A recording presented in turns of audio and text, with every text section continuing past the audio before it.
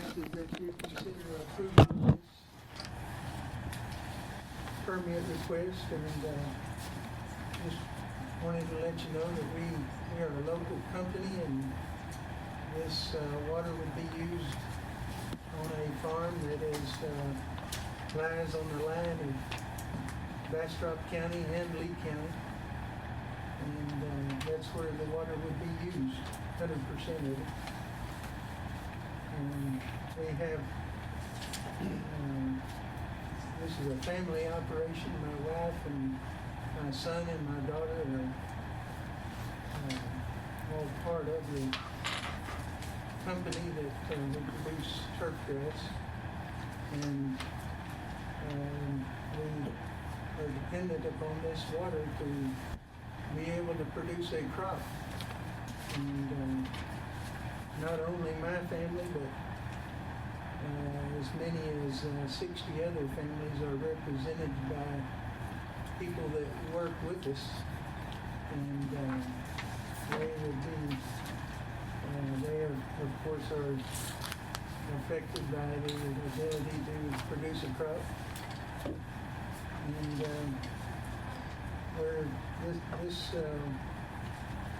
wells are require somewhere in the neighborhood of at least 2 to 4 months to begin drilling and then to complete one, in order to, once you get all the piping and so forth done.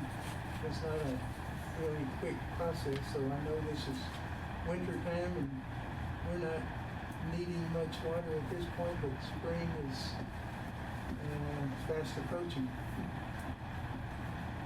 Your consideration of our permit request would certainly be appreciated. Thank you. Thank you, Mr. Thomas. Judge Fisher?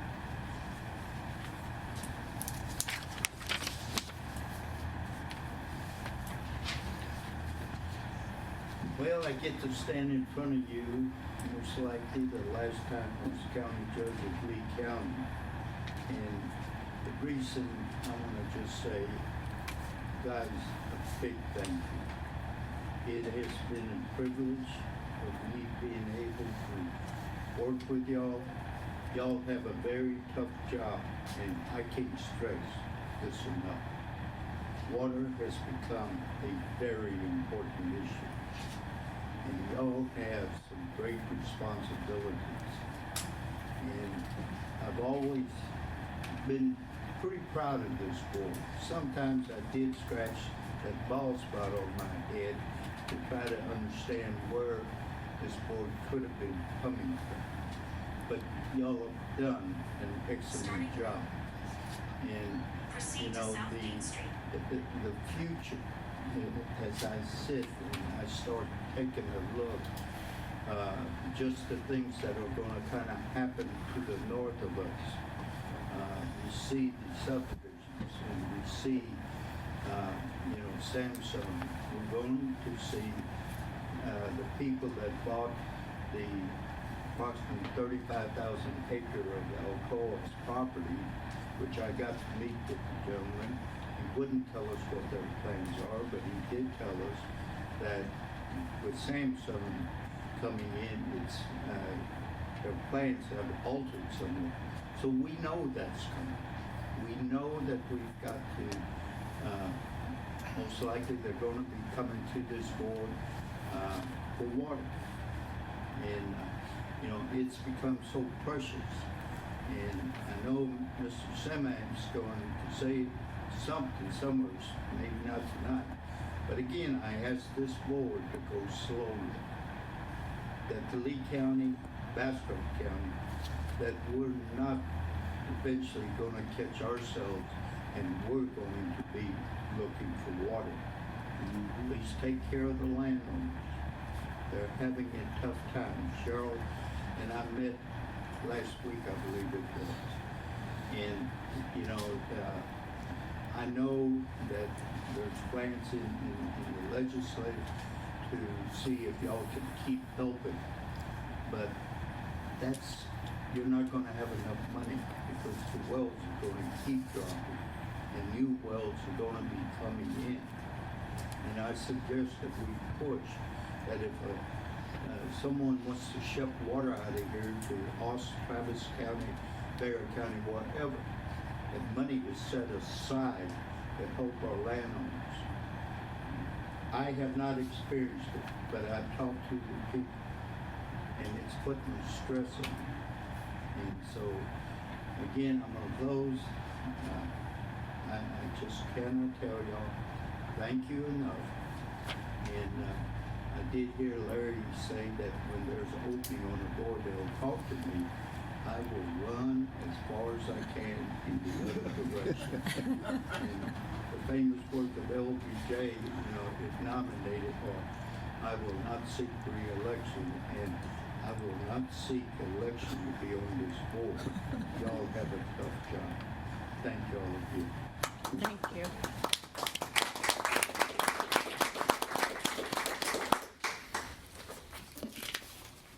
Okay, let's see, Andy here speaking on the MAGs.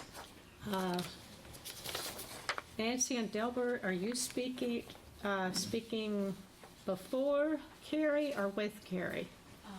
When Ms. Thompson gets up, she's going to introduce us. Okay, so I'll save these for that. Okay. And that's all I have. Anyone else that wishes to speak that has not signed up? Okay, thank you.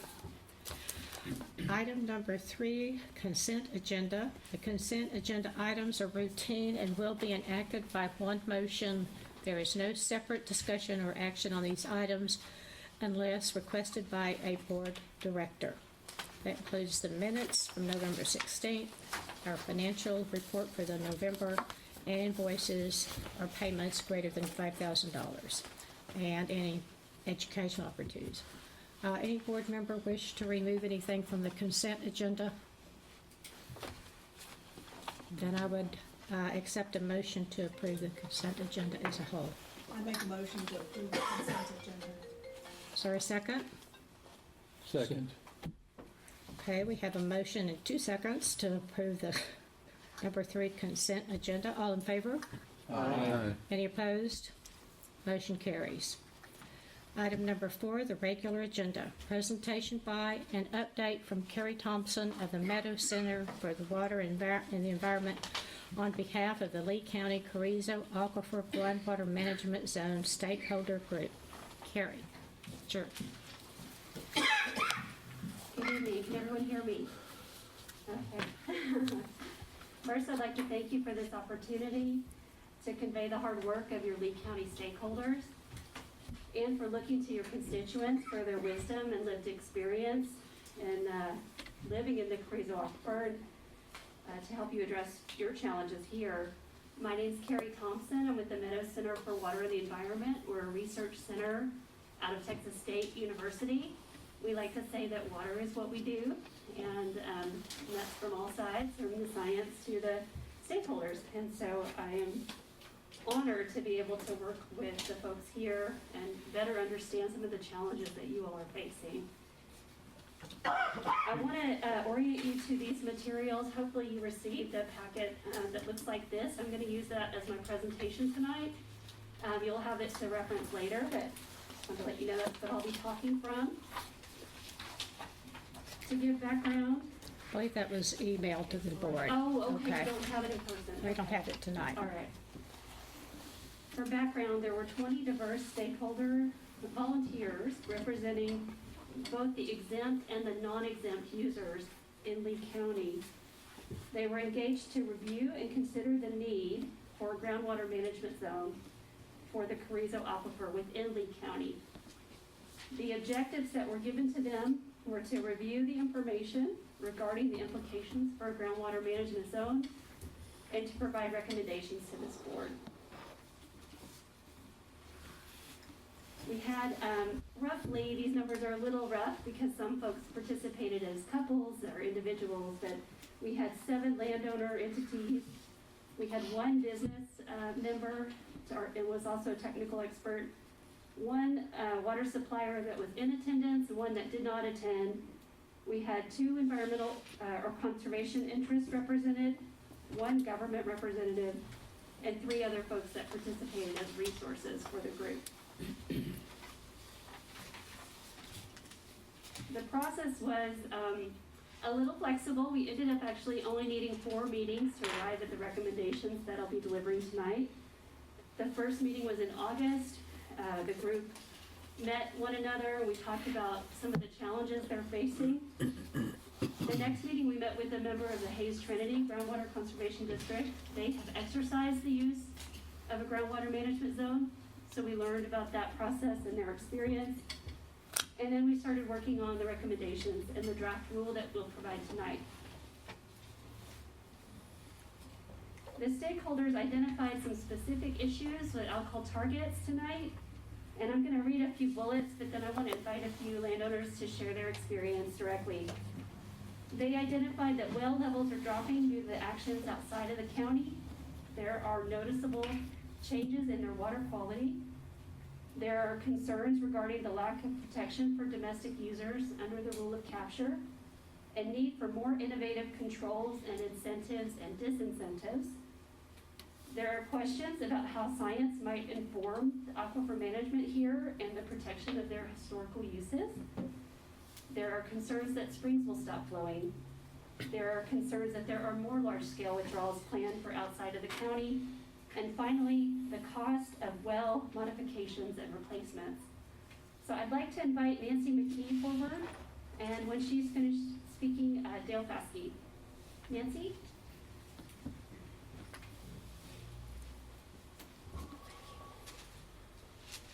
Good evening. For the record, my name is Nancy McKee, and I'm a landowner in Lee County. I am also one of many who served on the Lee County Carrizo GMC Advisory Committee and was proud to do so. Most of you recall that I've addressed the Lost Pines Board several times, expressing my and other well failures. Personally, the water level in my well has dropped a total of 102 feet thus far, and 30 of those alone were within when Vista Ridge's inception began. I lose about 5 feet per 8 weeks, as confirmed and certified by Mr. Totten's monitoring. My well history, however, only mirrors some 15 plus other exempt wells on my county road alone, as Vista Ridge continues its permitted drawdowns.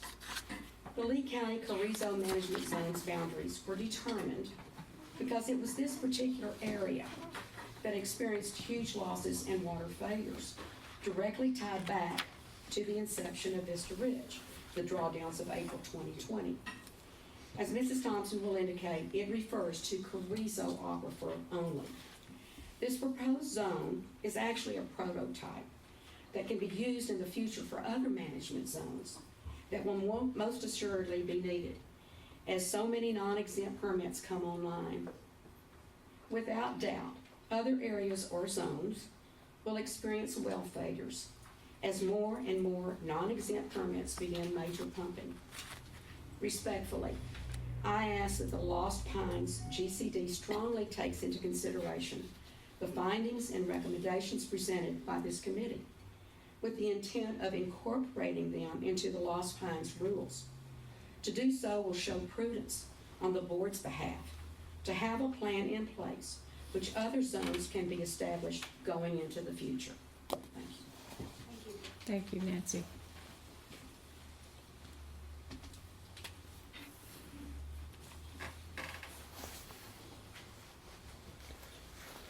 For the record, my name's Delbert Foskey.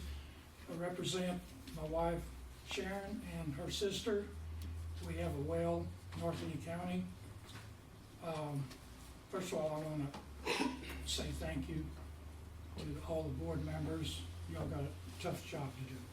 Should have said that first. But anyway, the well that we're talking about is a domestic and livestock well. And I guess I can say we're in the 100-foot club. As of to date, we dropped 107 feet, just had it measured again the other day. And total 107 feet since the water levels started dropping. And we have to assume most of it's due to Vista Ridge.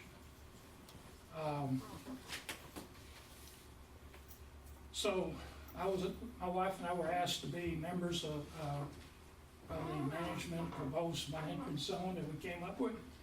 And we were participating in that. We're one of the stakeholders. And I just wanted to let y'all know what our well did. I mean, that's live data. Yeah. And we didn't do anything wrong.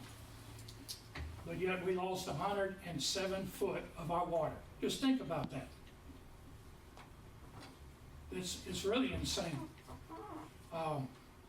So the first step, I think, is the management zone, setting it up, which we've got a proposal for y'all.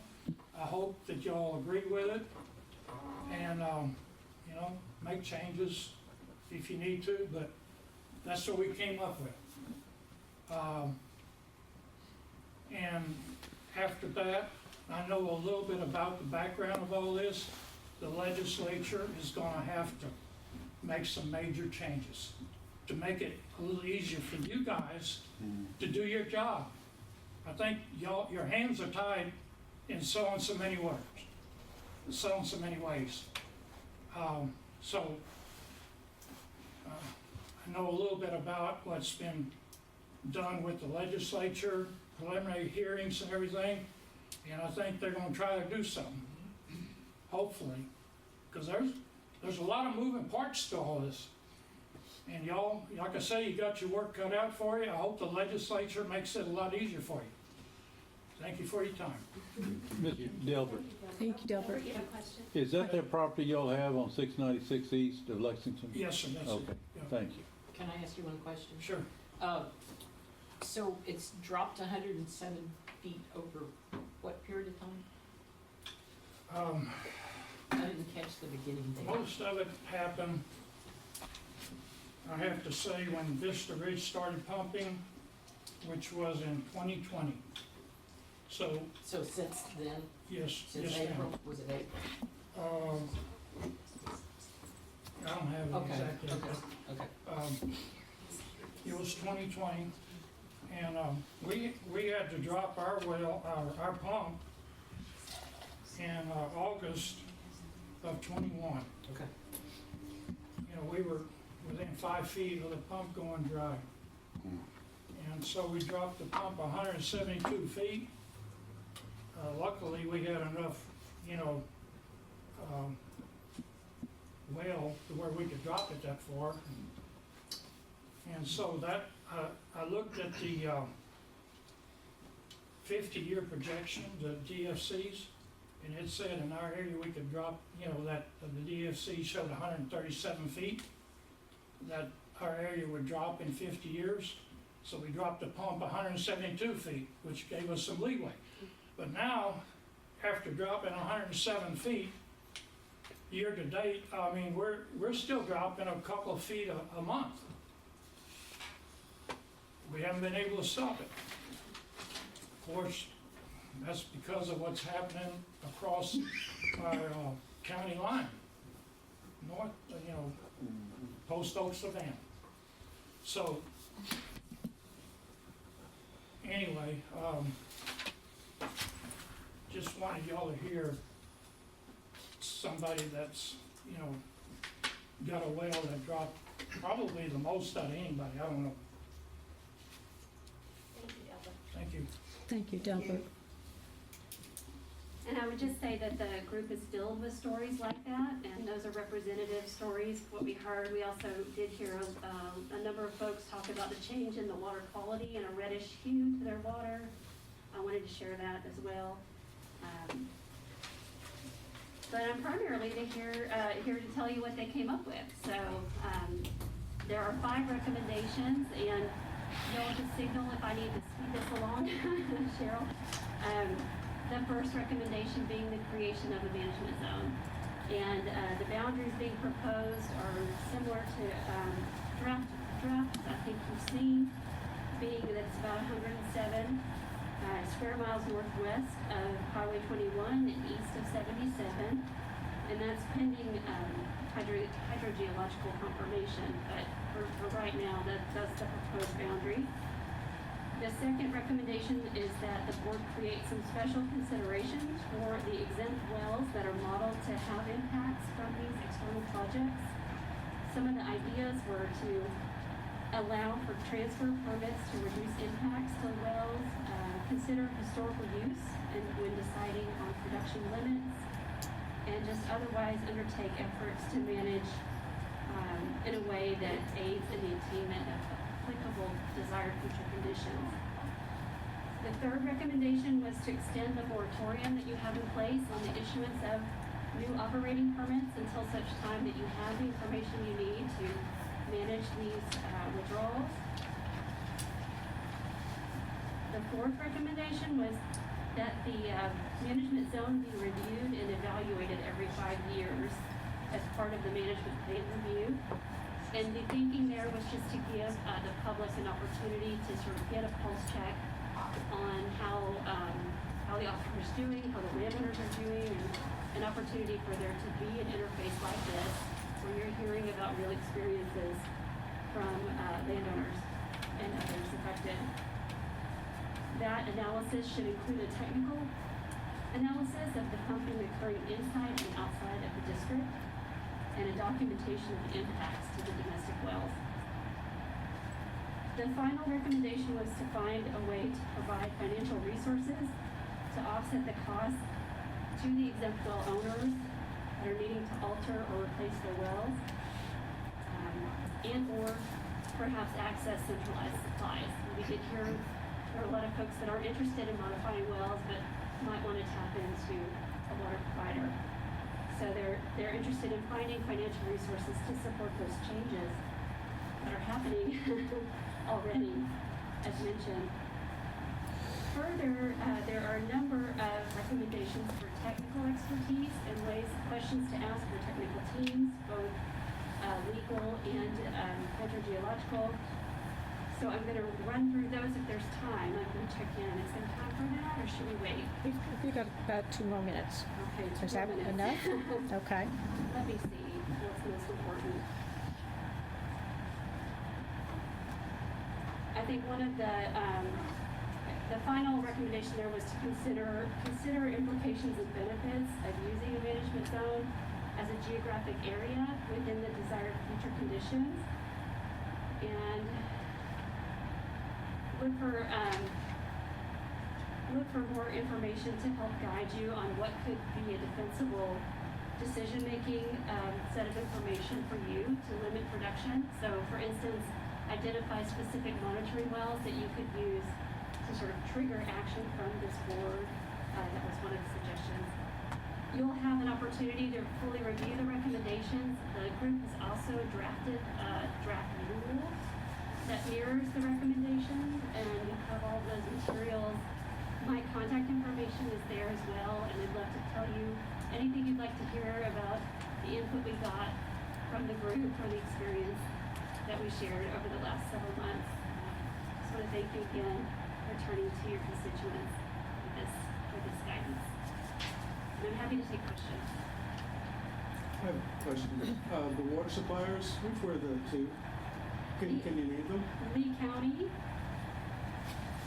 And actually, in your other materials, I'm sorry you don't have them. I didn't realize that. City of Lexington. You'll have them soon. We have a full roster. Let me just pass this to you if you're interested. Okay. And how were the stakeholders selected? Was it by invite? Was it advertised to the public? How was that done? Great, and I may need help on that, but my understanding is that we had all of the operating permit holders in the county, which there were only 2, and that's the city and the county, and then representative landowners. The other stakeholder that was a business entity was Mr. Isel, who's a well driller. We also had the 2 conservation groups. At the first meeting, we talked through everyone's experiences and interests in the process, and then I asked them to think about what interests were not being represented in the room. I myself don't know that answer, and so that's a common practice, is to say who's missing here, and we couldn't identify anyone that was missing. So it's permit holders in that, for that geographic Yes. area? Yes, Okay, and perfect, exempt thank you. users, and the county supervisor also, which, we got a lot of great participation from. Which water supplier did not participate? The city,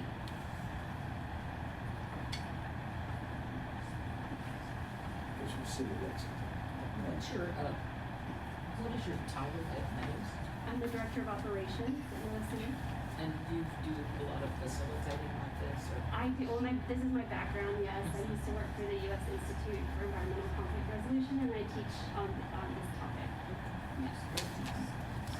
One question. Yes. You mentioned one of your recommendations is to identify monitoring wells. You mean like Edwards Aquifer Authority uses J17 for a lot of their policy triggers?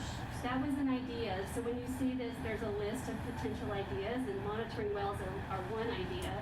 Another, another possibility would be once, 10% of the users experience a 10% loss. You could do some sort of averaging like that, or you could choose monitoring wells. And I'm sure your team has other ideas better than that, but they were just some options to consider. Yes, modeled on J17. Jim, is that even a possibility? Are there any wells that would have the characteristics like J17 in San Antonio? The systems aren't really comparable, so I don't think there's one centrally located well that would be a good predictor for the entire district. So it's something we've talked about in the past, but never really seriously considered, just because there is so much area and the aquifer behaves so differently compared to the karst system. Yeah.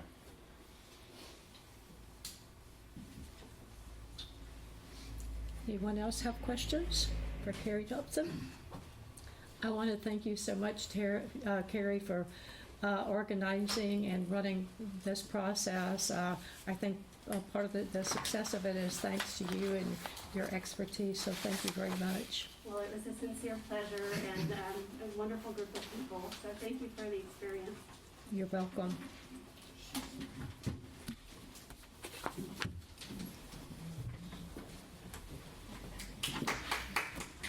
Yes, she deserves a hand. Item number 4B, discussion, consideration, and possible action on Allen R. Standen LLC request to assign hydrogeology services contract to LRE Water LLC. Board members, you have in your packet a request for this. Natasha or LRE, does anyone wish to speak to this? Sure. Yes, go ahead, Natasha. And so, as you recall, ARS was awarded the contract for hydrogeology services. ARS was recently acquired by LRE.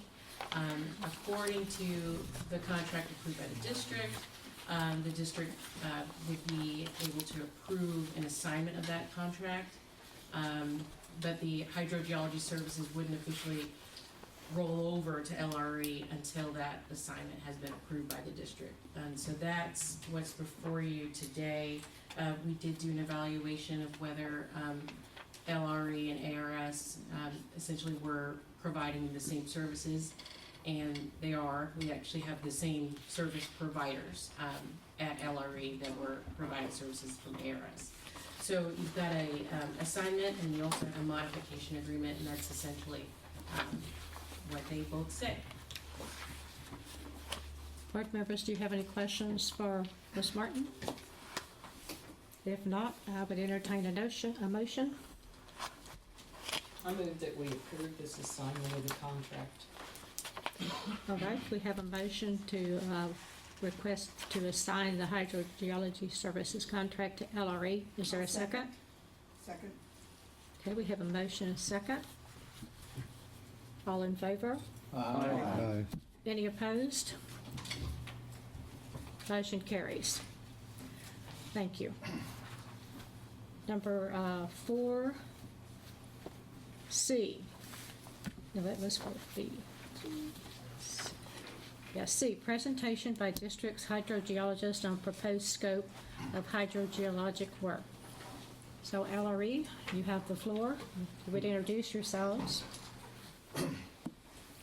Good evening, board members. I'm here tonight to present our proposal to you that we've spent a fair amount of time putting together that I think addresses a lot of the issues and questions that you have. Our team consists of Dr. Bill Hutchison, LRE, and then Michelle Sutherland, who does a three-dimensional modeling. So Vince has put together a very impressive presentation. It's about 20 minutes long. And he's broken out all the different tasks and provided budgets, timelines, and deliverables in detail. One of the points I want to talk about is a three-dimensional model, which is, to me, the framework that you're building everything on.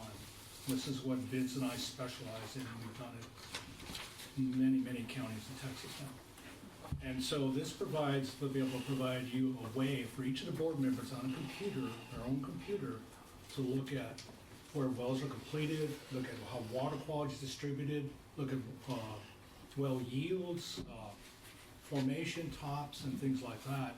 And then from that, all the other studies that we do could be, ultimately embedded in that and will be. So I'll let Vince present. Thank you.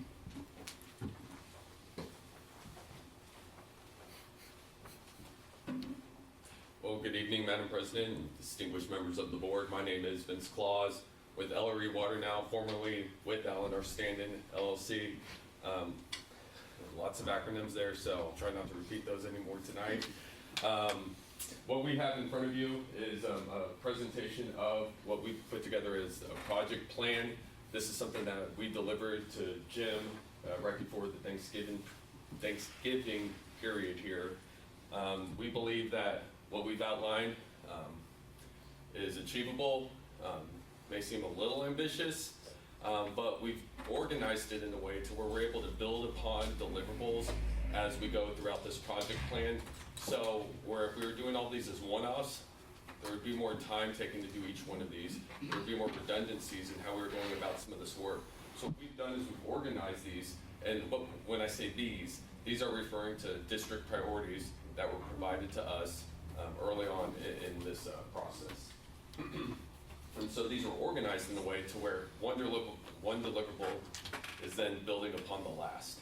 And we feel like that's a more efficient way of how we put this plan together versus if we were doing all these as independent tasks as previously stated here. So tonight we'll be looking at project plan timeline. We'll take a look at the consulting team and kind of what we've outlined as task A, which is just a general consulting agreement for services such as meetings, groundwater permitting, and other one-offs that may come up over the next year or so.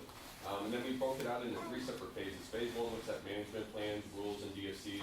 Phase 2 is more about aquifer science, getting a better understanding of what's going on with the aquifers here within Bastrop and Lee counties. And then 3 is more targeted studies. This is looking at very specific things related to groundwaters, such as old lignite mining areas and oil and gas areas, subsidence, some of those things that are important, but there are things that we have to do these other things first before we could then get to those more targeted studies.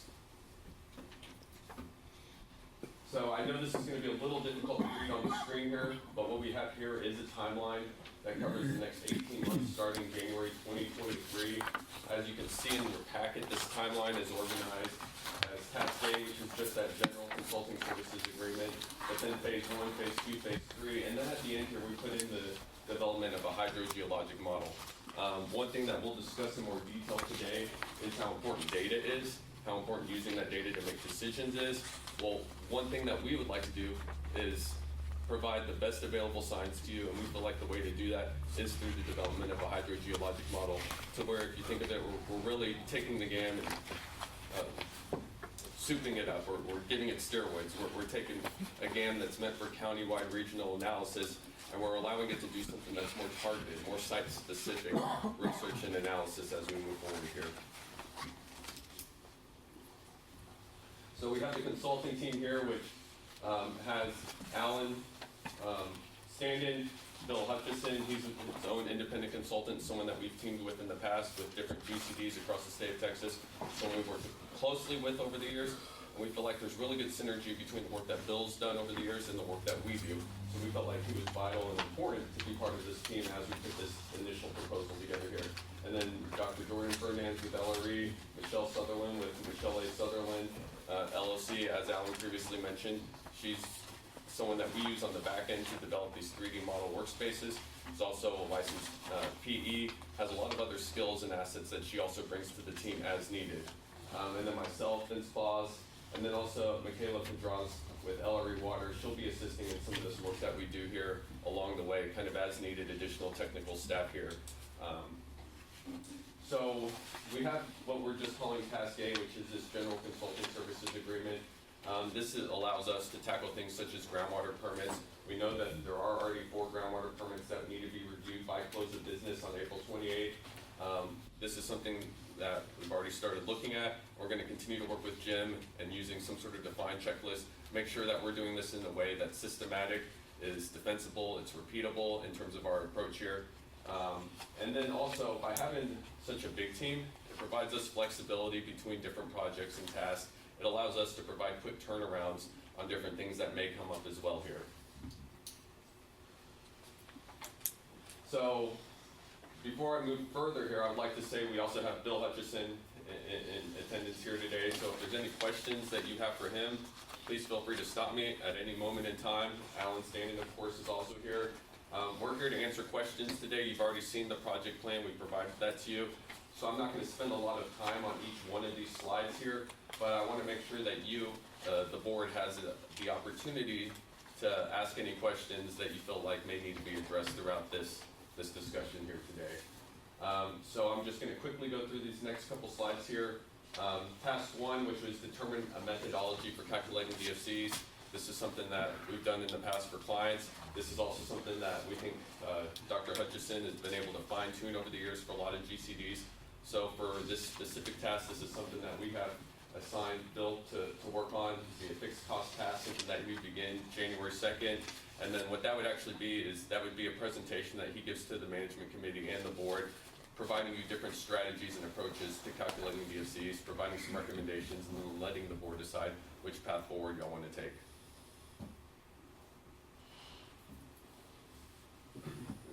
So also part of phase 1 in terms of this management plan rules and DFCs category here, we have what's task 2, which is a technical review of studies.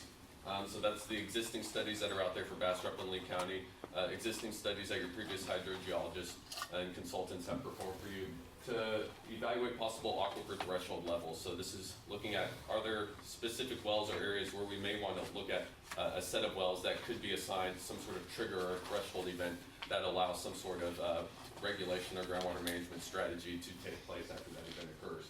That could be production caps as well. Also, we'll be taking a look at correlative rights strategy, seeing if that may be something that's worth investigating further, or an option for the GCD here. And throughout this process, we'll also be looking at curtailment options, management plan, and rule recommendations. And once again, this is something that Bill will be working on, but also Alan Standing and this specific task here. And this is something that we have starting February 1st based on the timeline we provided. It's going to take about 3 months to get through this year. Kind of billing, this is one that we said assign time and materials, and any of these time and materials we can also assign a not to exceed order. We just feel like we want to be honest with how we're doing the billing. We want to make sure we're being straightforward on that front. You know, just rough ballpark, what kind of money might we be talking about for T&M on this? So it depends the level of detail that we go into any of these, but Bill, Alan, correct me if I'm wrong, this would only be somewhere in that 15,000 ballpark by the end of the day here on this one. A lot of these things are things that we have already investigated and researched for other clients, just doing the due diligence of seeing what else is relevant and applicable to the GCD here.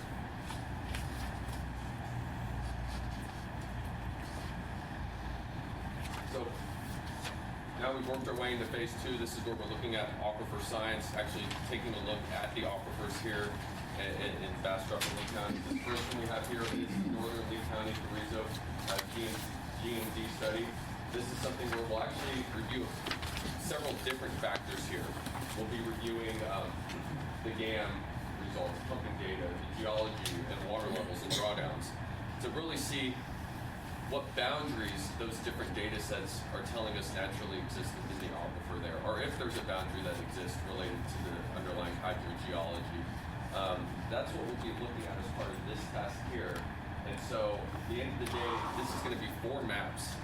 This is the deliverable. Maps that show us what the aquifer is looking like in this area based on these different criteria, and seeing where it makes sense to potentially put those boundaries based on what the aquifer is telling us, not where we believe it should be just based on roads and streets, but what the actual aquifer and that geology, water levels, production data is pointing us towards. And again, just a very rough estimate of what the T&M might be on this. And then, Bill, I'm going to ask you to comment on that one there for the price cost on this one. We put time and materials. This is one where I think that the modeling side of things is going to potentially take a little bit more of the budget. The pumping data and geology and water levels, that's all data that we'll be collecting throughout the development of the hydrogeological model elsewhere. So, in terms of this task order here, I think you could figure it out from, it's a 2.5 months of effort. Each of these is sort of a discrete time period, so something not to exceed on the $25,000, $30,000 would be extreme maximum.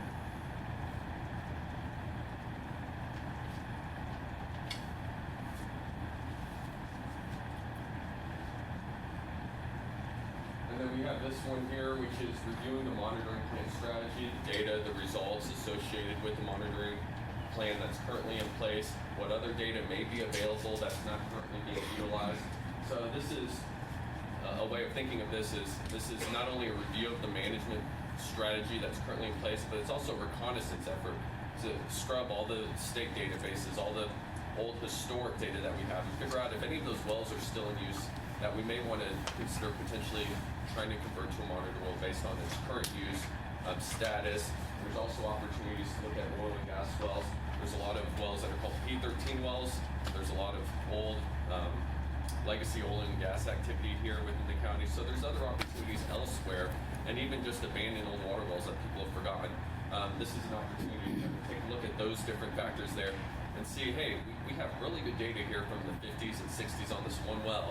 We haven't seen anything on it in the last 20 years. Let's go investigate and see if this is still an option for us. And so that's the type of strategy we'll be taking here. This is something that Alan Stanton will be leading this effort on. This one's something that we'll be starting next May, 3-month period. $15,000 fixed cost budget was assigned to this. So this one here, monitoring for surface water, groundwater interactions within the Colorado alluvium. This is something Dr. Hutchison and Dr. Fernand will be working on in unison. There's several different approaches here. Currently, the proposed approach outline that we put forth is monitoring for those. There's more comprehensive studies that can be done, and that's something that we would like to continue a conversation on to see if you wanted to go down that path and potentially explore some of those different avenues. But right now, this strategy that we're putting forth is more specific to using model runs, using the GAM, using the WAM, all these acronyms that groundwater availability models, water availability models, to then better understand that interaction between the Colorado River and where those elevations are, where stream flow is in the Colorado River, to better understand where those groundwater surface water interactions may be taking place. However, if we want to take this a step further, evaluate the geology and look at other sources of data, that's something that we could discuss. I realize that the estimating the time and materials on this is wide open, but can you give us any idea what we might be getting into with this? Yes, and one thing that I didn't state is before any of these tasks, we'll be putting together a very specific work order related to the task. We didn't want to hash out all those details here before receiving approval, but before any task is started, there will be a work order that is submitted to the board that will be approved. But on this one here, right now, as this is currently outlined, somewhere in that $25,000 to $30,000, not to exceed, which if we realize that there's some avenues here that aren't worth exploring that we initially anticipated, we could come in much lower than that. However, if we wanted to expand the scope of work, we're actually potentially even going out to the field and looking at things, that price could go up substantially as well. Yes. Yes, sir. I think one of the things you'll notice this follows the data task. One of the things we want to get to here is understanding what potential monitoring there can be done, which then relates back to the data. If there isn't any data, we can look at the model results and wave our arms, and it'll be a fairly quick exercise. But we want to look at the data first, so before we put this task order together, we want to have a better understanding of the data, to understand how far we want to take this task in the context of being able to set something up from a monitoring standpoint. So this one's a little fuzzy right now until we can get better into the data. Which this isn't starting till July of next year here in that timeline. So with other tasks and other things that we've done before this, it's going to allow us to get to that point, and that's why we organize this the way we did this. Vince, will there be the possibility of a little bit of overlap in these tasks since they all involve data? I know different data for each one, but there were some usable things learned from one task to the next. That's correct, and the one thing I'll go back to here just briefly, and I know time is of the essence tonight, is the one point that we haven't got to yet is this hydrogeologic model at the bottom. A lot of what we're doing in these first 3 months is collecting the data that's going to be useful for these other studies down the road. So this is grouped into the hydrogeologic model, but by doing a county-wide hydrogeologic model in terms of grabbing all that data, evaluating that data, we're then able to answer all these other questions much easier. And so we're not turning gears and wheels each time we start one of these individual tasks. So in regards to your question, this data here is then going to provide us what we need for other tasks. And there is a little bit of overlap here between what we're doing with the review of the aquifer threshold levels, water levels, trigger levels, curtailment, and also the management plan and rules update to what we're doing with that Northern Lake Carrizo groundwater management zone review as well. So we are trying to overlap where it makes sense to, but we don't want to overlap in a way that is going to cost the district more money. We're being very thoughtful about how we put this together in a way that makes the most sense to the district. Not necessarily the most sense to the consultants if we're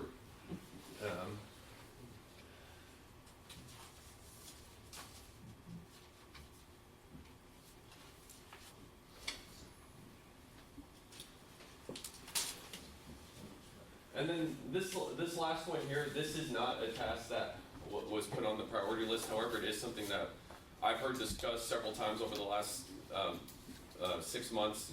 Some of the meetings we've attended, some of the issues related to oil and gas, that legacy oil and gas activity, some of the lignite minings. That is a conversation that has come up over time. So this is something that I put in here.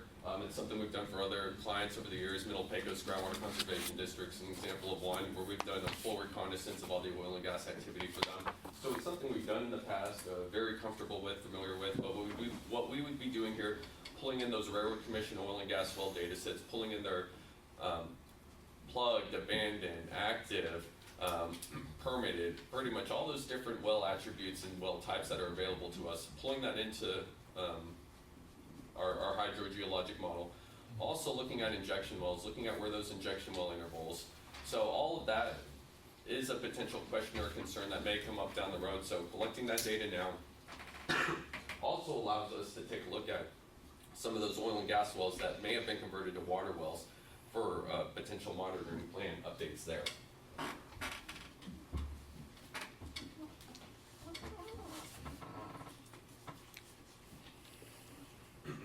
And then to get at the lignite mines and activity throughout the area, we'd be scrubbing old reports, old USGS reports, old Bureau of Economic Geology reports.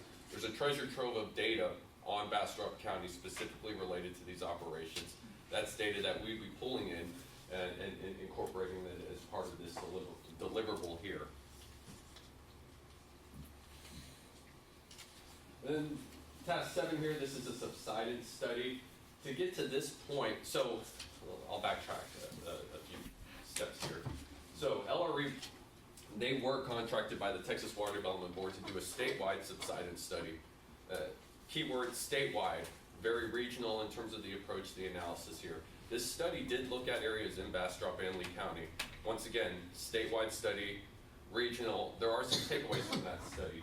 But what we're proposing here is to fine tune that to Lost Pines and provide an update to some of that initial data and those initial tools that were developed for the Texas Water Development Board. There was a very specific tool, almost a calculator that you can think of, that allows you to calculate potential subsidence in any area. That tool would be customized for Lost Pines as part of this effort as well. But all the geology data that we've been collecting up until October 2nd will make this study something that we're able to do with relatively ease of integration of that new data with that old data that was already developed by LRE back in 2018. Has subsistence ever been a problem in Lee or Bastrop based upon previous studies? Not to my knowledge. It doesn't mean it hasn't. It hasn't made the news headlines. I'm in Austin. I've never heard of it. Yeah. I've seen reports about the Gulf Coast aquifer system and other areas around the state, but I haven't specifically seen anything on Bastrop in Lee counties. No. There's nothing. Okay. Elvis, would you speak to that? Didn't you? No, I'm just familiar with that study that he's okay. referring to. That's Okay, all. okay. Well, the reason I asked is, if that's not a problem, why should we pay for that part? These are optional. The way I see this is okay. that these studies mentioned here in phase 3, these are kind of optional studies, and they don't have to be done in this order, nor do they have to be done in this time frame. We could move these out or move these out more. And these, a lot of these are probably optional, kind of nice to haves in phase 3. That's correct. These are if needed, if of interest type studies at this point in time. Our management plan actually has some of these things extended out to maybe 2025 or something like that. I can't remember. 2024, 2025. Yeah, and it could be even extended further just depending on what happens, or it might be done sooner for whatever reason. Yeah. Right. I'm also interested in applying for a federal grant next year, an applied science grant from the Bureau of Reclamation. Okay. I believe Post Oak Savannah received one this year. Right. And they received a good chunk of money to improve the dam. So I am interested in applying for that, but those funds probably wouldn't be available till 2024. Right. So I'm also interested in maybe moving some of these studies to be so that we can use that to apply for the grant as the grant application. Maybe the socioeconomic study, maybe a dam improvement, something for 2024 that we could use to apply for that grant. And that makes perfect sense. And the one thing we did is we put together a plan that was achievable and still provided us flexibility. It doesn't mean that's the right plan or that's the path forward. Right. It was something that made sense and was manageable to put forth to this board, knowing that in 18 months we could look back and it's something we're proud of in terms of those achievements, those milestones that So we might be able to pick something for phase 3 and use the grant for it, or perhaps. And 6 months from now, something else may come up or be of interest. We have the flexibility to change things here throughout this. This plan here, as I mentioned, will be providing task orders before starting any of these, so there's always that option of making changes or modifications at that point in time as well. Well, and now we're also interested in studying the springs in our district. Is that included in any of these tasks? That was not included in What was it, Kelly? I couldn't hear you. Springs. Well, that's kind of in the spring. Oh, yeah. The surface water, groundwater interactions. Right. That data. That's the point I was going to make. We're not specifically studying the springs within the county, but that data will be incorporated through other avenues of the other tasks that we're outlining here. So we may not specifically be looking at them, but we'll have the data in place to then do that as we move forward here. Yeah, that's something Through I'm what we've already definitely outlined. interested in. And then the last one here, as Elvis just mentioned, socioeconomic impact study. This is something that we'd still like to discuss in further details because there's a lot of different ways of going about this. Some people see it as an economic benefits type study. Some may see it as an ecosystem services of groundwater type study. So a lot of different ways to kind of move forward on this specific item here. I know it's part of what the Texas Water Development Board puts forth as part of the DFC process here.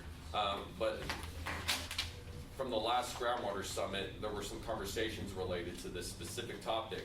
And it was very clear to me at that point in time that a lot of people can't even agree on what these very specific socioeconomic impacts are. So that's something that we put it out here for January 2nd of 2020. Oh, that's actually the wrong date. That should be January 2nd, 2024. So we put it out a year from now, so we have plenty of time to discuss and figure this one out in terms of what those specific details would be. This one we put fixed costs for now because we're not really sure what direction to head with this one. And it could be something where we completely pivot on this and look at something much more specific in nature. Right. So I've already talked about it a couple times here, this idea of developing a detailed hydrogeologic data set. What we put forth here is a study that would require a $150,000 commitment to bring this from beginning to end. That would start January 2nd all the way through December 31st of next year. This would be the development of a hydrogeologic model, ultimately. To get to that point of where you have your own hydrogeologic model, there's a lot of steps that you have to get, or a lot of things you have to work through to get to that point.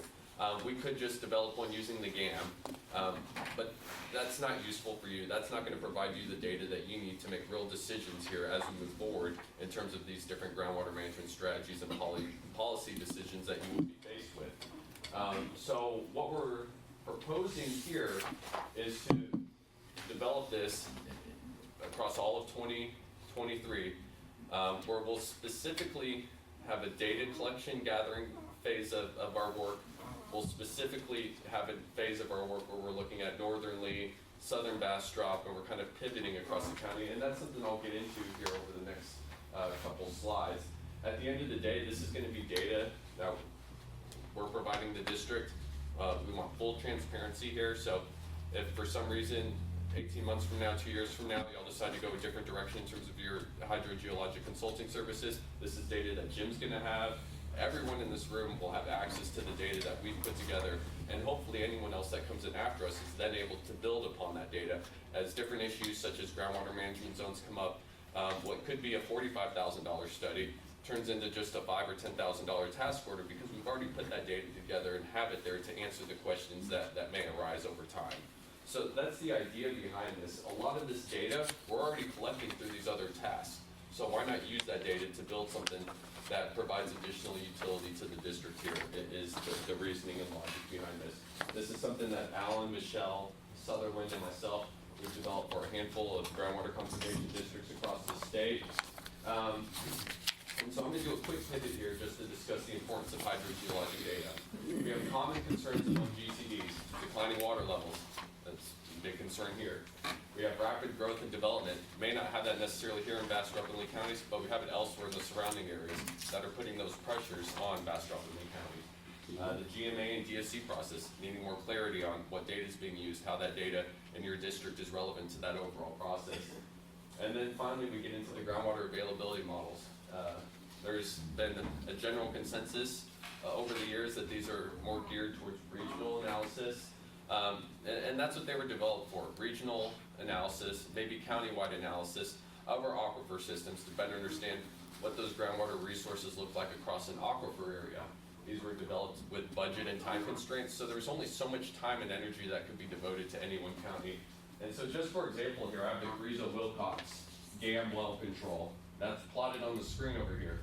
We have 142 wells in Bastrop County, 129 wells in Lee County, but only 47 of those in Bastrop County include a formation pick for the Carrizo, and only 51 of those include a formation pick for the Carrizo in Lee County. So we're talking pretty large counties here with only 50 well control points across that whole county, and we know that geology is changing quite significantly. So we're doing a lot of averaging in terms of how our aquifers are currently being analyzed here.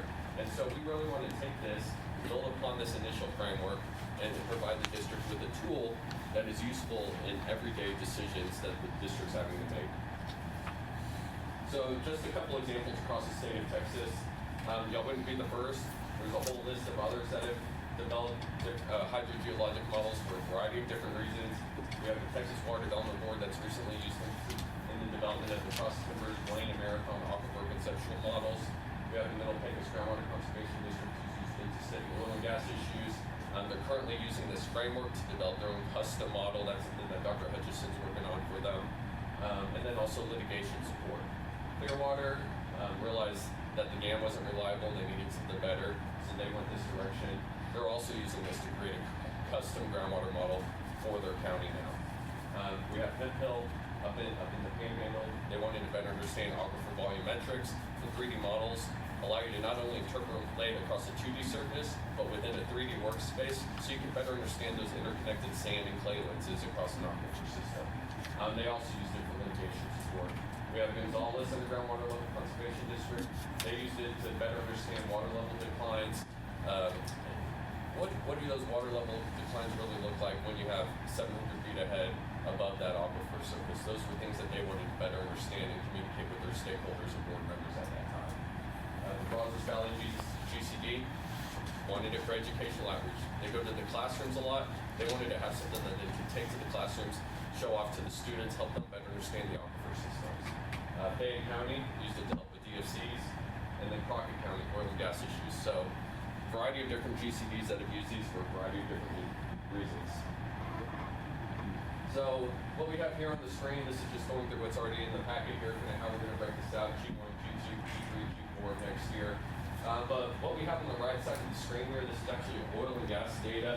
This is an old cable tool scout ticket. This provides detailed lithology as we're going down through the different formations, what our sands versus clays look like. This is something that is all over Bastrop and Lee County because of the oil and gas activity, different oil and gas records like this. This is something that we like to utilize as we develop our models. It allows us to not just take water well data, but also all that abundant oil and gas data that's available to us and develop something that's really detailed, and it is something that's going to provide us something that's scientifically defensible in the long run here. We have a whole list of tasks as part of this Q1 task order. It's all about data collection, data gathering. This data, it's at the Bureau of Economic Geology. It takes time to hunt it down. Once we hunt it down, we have to figure out what that API number is, what that oil and gas number is associated with that well record. That allows us to get location information. So there's a whole process that's involved in using all this data. This is scrubbing the data that's out there from all the neighboring GCDs, the work that Post Oak Sedan is doing now in terms of their updates to the GAM. That's all data that we would collect and bring in and integrate into one database through this initial process here. What we have on the screen here is Q2 and Q4, which is really where we begin those geologic interpretations for these different areas. In the figure on the right side of the screen, you can see how we're planning on going about this. Number one, what we'll look at first is that northern Lee County area. And then we'll come over here to southern Bastrop County, and we're using, correct me if I'm wrong, it's Highway 21 that kind of creates a nice divide east to west. So we're using that as the divide in the counties in terms of how we're planning on organizing our interpretation of that geologic data for these different zones. So then 3 would be southern Lee County or northern Bastrop County here. And we also have a buffer zone that extends into all the neighboring counties here. That's going to be a 2 to 3 mile buffer of extra available data that we'll use to make sure that around our county borders, we're getting that sufficient data to make sure that those interpretations are correct. And then finally, Q4, this is kind of where we bring everything together and actually finally develop a 3D hydrogeologic model. We've developed the underlying hydrogeologic data, that database. Now it's taking all that information, integrating it into a hydrogeologic model workspace that allows us to communicate with you, the board.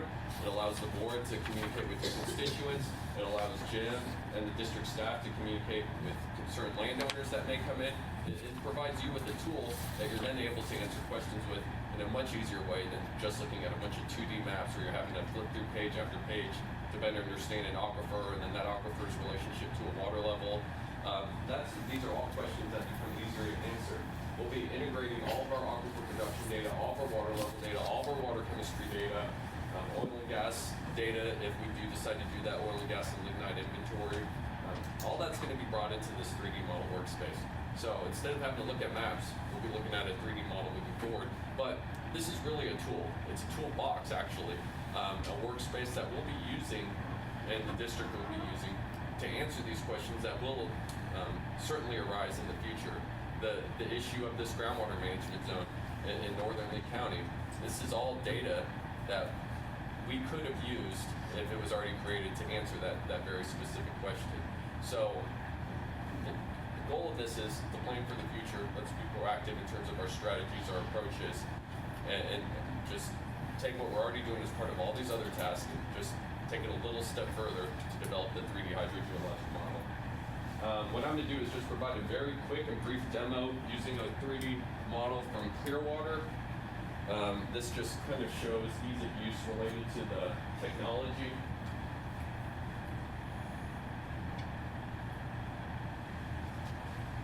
So what we have here is something that's very similar to having a PDF on a computer. It's something that, as you interact with it, it's similar to interacting with Google Maps or any sort of mapping application that you've ever had to use for directions. And so what I have here on this next screen, I know it's a little difficult to see. This is the data distribution for Clearwater and the Groundwater Conservation District. These are all. Vince, you see there's a couple light switches there. All right, that one works. Hopefully no one falls asleep here, I'll be quick. So what we have on the screen here, these are our different formation picks for their aquifers. So Bell County's different geology, but kind of the same general concept. We have our different formations, they're all sloping towards the Gulf Coast here. Now what we have now is our geologic formations. We have what's the Taylor Marl, and we work our way to the Austin Chalk. We work our way into the Edwards series, the Glen Rose Formation, the Hensel Formation, all the way down to the Austin, which is the Lower Trinity. All those formations are here within the workspace. And this is something that I have my finger pulling down on the mouse, things spin, everything's easy to use. Everything's also interactive. So we talk about GIS, ArcGIS, all these software systems that are somewhat cumbersome and difficult to use. Very user-friendly here, only 10 or so buttons. It's hard to kind of mess something up. But what we also have is the ability to turn things off, turn things on within this workspace. Let's see.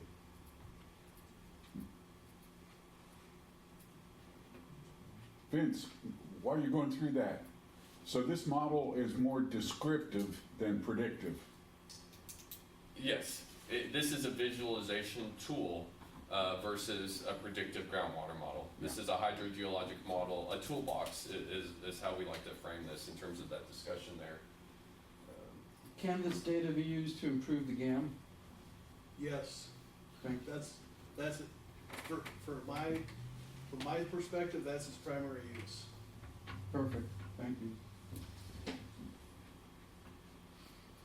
And so what I'm doing right now is I'm clicking on the left side of the screen. I'm able to quickly turn different formations on and off. So, for example, if this orange formation is the Carrizo, I know it's not, but just for example, this would be a way to quickly look at it, take a look at kind of how that structure is changing. This is pretty boring over here in Bell County in terms of what that geology is doing.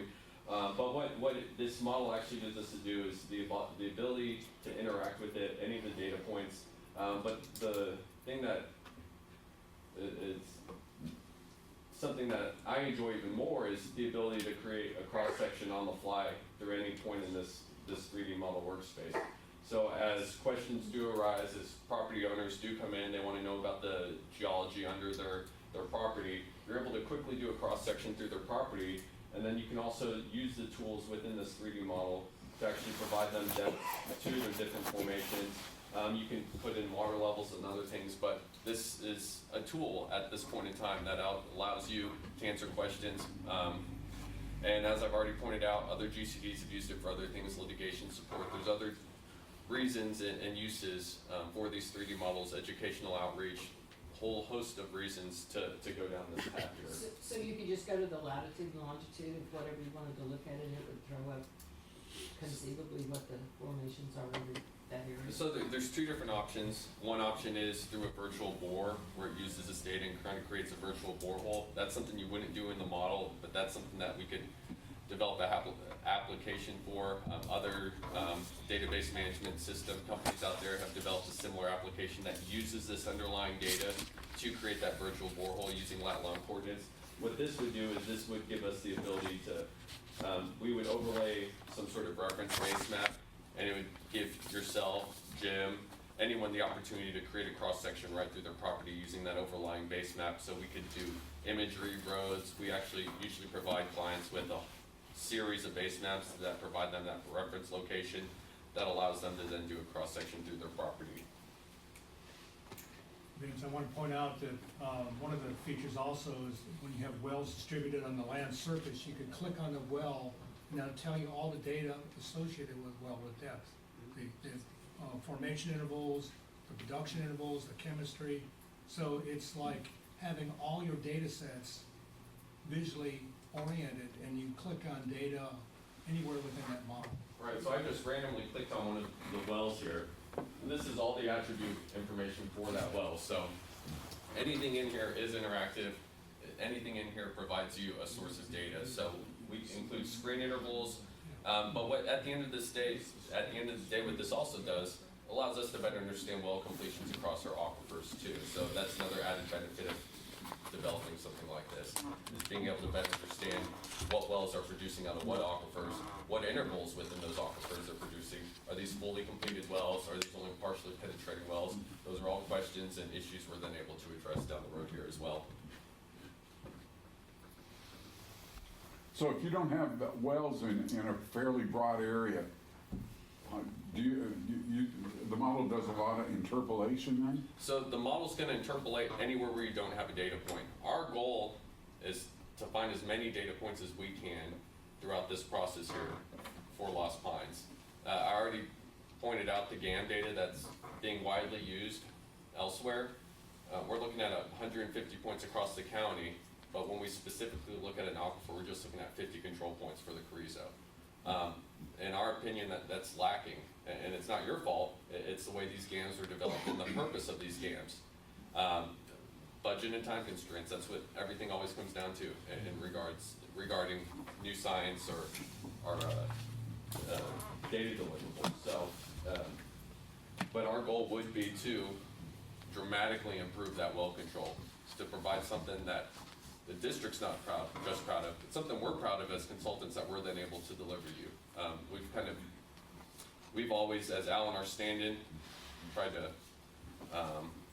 go above and beyond in our deliverables. That's a reputation we would like to continue to bring over into the LRE family. It's something that I know we're going to continue to do, and it's something hopefully LRE becomes known for too as we move forward here with them.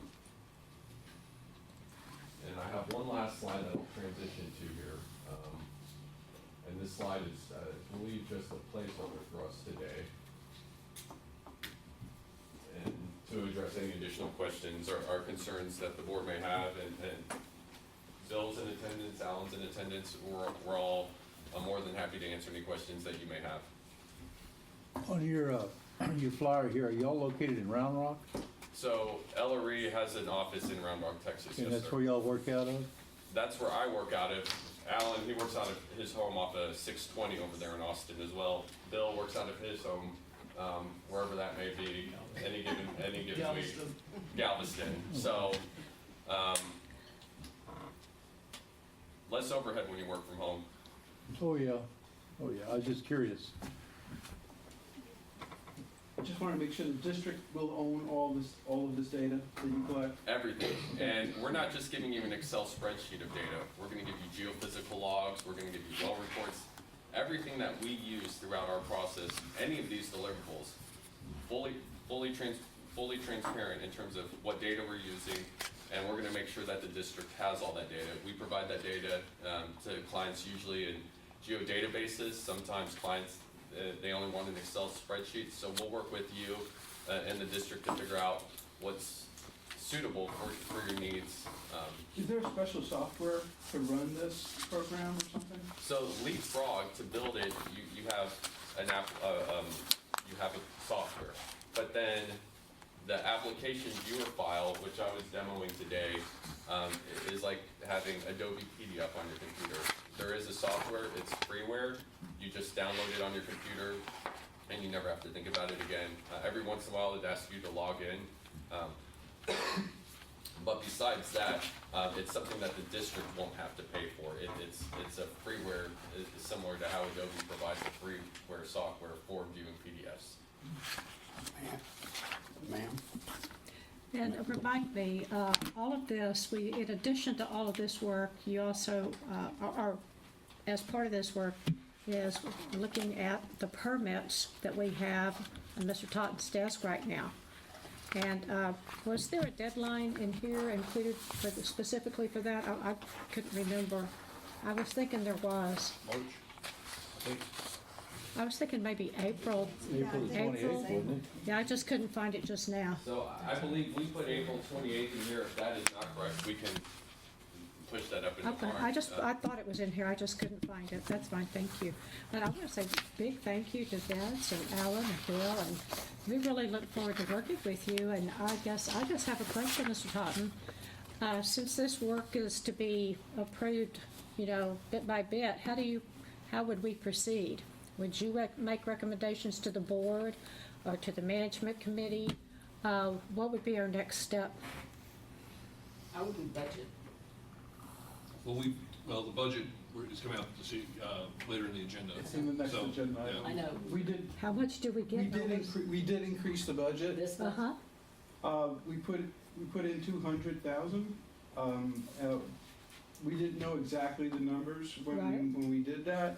So that would cover the initial 150 for the modeling work to begin. okay, And then that leaves another 50 to start off some of the, and then there's a contingency that we also left in the budget. We'll discuss that in the next item. okay, All right. okay. So we did increase it. Maybe we were off a bit, but that was the best info that we had at the time. So by approving the budget, Jim, are we approving a certain scope of work or what? No, ma'am. No. Okay, that's what my So question in was. terms of process, I think what we'd be looking at is, as they come in with different scopes of work, if those scopes of work falls into the procurement, below the value, for the general manager to approve under procurement policies, then that could just be approved Okay, as a one-off. If the estimated cost would be over that value, it would need to come to the board for evaluation and approval. okay, that's correct. And Okay. if you don't mind, the plan here was, I think, for us just to get approval to move forward with this strategy in terms of providing these. We weren't looking for approval for the entire project. Right, and we're It's not just that we have the posted for budget action. out today. Yeah. It just so happens. I mean, Right. prioritize, I'd say task one and then the hydrologic model, that model has to be built. Right. Yeah, I think the model is the first thing we need to Yeah. vote on. And we're not posted for action tonight, so Natasha, what do we do? Wait until January? Because we January. need to get going. Yeah, I would be January. wait until you have that Okay. particular task order, but you can approve in the next item, the budget. Okay, Yeah. good. And Jim, the fiscal year is September 1st. We go January. Okay. Does anyone else have questions for LRE? Ma'am, I do. Go ahead. How long will it take to make the model? So And I don't think we're, Excuse me, thank you. Say it. what we have outlined in front of you is for the entire year of 2023 to develop the model. Uh-huh. And we purposely did that so we're not overcommitting and then not putting us in a spot where we're then not able to address these other issues and work on other things that will come up. We've spaced things out in a way that lessens the burden in terms of the budget concerns, but we've also spaced things out to make sure we're not overcommitting to a 3D model when something else comes up 3 months from now that requires additional staff resources and commitments that we won't be able to make at that point in time. How if we're gonna get this big well in and we need your model and you're not ready for 365 days? Well, and I think the answer to that is the first thing we're doing here as part of the 3D model development is we're collecting all the data. We're gathering everything that we can get our hands on that then allows us to address issues like that very quickly. Now, if something like that does come up, the good news is in January and February of next year, we've already collected all that data, and if something like that arises, we can go specifically look at that area because we've already collected the data. But the plan is 365 days from now, when something like that comes in, we literally open up the model, we create a virtual bore, we say this is what things are going to look like in this area where this well is being drilled. So 365 days from now, it's going to be a much simpler process, but by collecting all the data, by interpreting the geology, we're really not building the model to the last 3 months of next year. It's all the other data and all that other geologic interpretation that will provide you answers to questions like that. It just isn't going to be through the model at that point in time. What about in the next 6 months? We'll have the data. Right now, we don't have that data to answer those questions. If something like that comes up, we're going to have to go dig through file cabinets. We're going to have to read old reports. So we'll have the data at least to where if something like that comes up, we can answer it in a very short order versus where we didn't. Thank you. Yes. Thank you very much. Yes, sir. Board members, any other questions? Will you be attending every monthly meeting, or if we're requested, can y'all come in every? Our plan is to have someone here at every meeting, whether it's Alan, myself, or Jordan, who's been at it, Dr. Fernandez, who's been at a couple of days, and then even Bill whenever he's available. We'll always have someone here at one of these meetings. At some meetings, you may have 2 or 3 of us here, just depending who's in town, who's around, and what's being discussed at that specific meeting. But we have a strategy here to where there'll always be someone from LRE or a representative of the team, such as Dr. Hutchison, here in attendance. Thank you. Can I add something? We could respond, if you have a specific area, we could respond to the detailed geology of that area within a few days. Okay, thank Okay? you. Yeah, Now, can I ask you another question? Sure. Thank you. Monitoring wells. Would you be able to help with that as well? That's part of what we've outlined here. Is I believe it was task 4. Number 4. 15. This is something that we're going to start May 15th in terms of how we've outlined it. However, if that needs to be expedited, we could probably push that up into April, looking at other timelines and other things we're already committing to. But the strategy here is to be able to look at this in a way to where we're not just looking at the current monitoring wells. We're able to dig through the data archives that are out there to better understand what data historically was collected, and then tie that back into the district's current database to see, hey, you have this well here that's not being utilized that has all this old data on it. This is something we need to potentially investigate. But it also gives us flexibility here too to potentially identify some old abandoned wells across the counties, identify old oil and gas wells that were converted to water wells that currently aren't being used. Those are conversations we've helped other clients work through as well out in West Texas. So they're all options and a path forward in terms of monitoring. I want as many monitoring wells as we can get, because they pull in here and they pull in there, and if you don't get nothing in the middle, I want to know what's happening. So if we get a chance to get monitoring wells, I think the district should pay for it. And I agree with that strategy. If we're not monitoring the aquifers, we don't know what's happening beneath the ground here. And monitoring is the perfect way to better understand the aquifer system. That's the only way that I know. Thank you very much, and I'll be quiet. Yes, sir. Again, a big thank you, and there's a lot of work for you to do, but we'll be looking forward to it. Thank you. We'll look forward to it as well. Thank you for your time.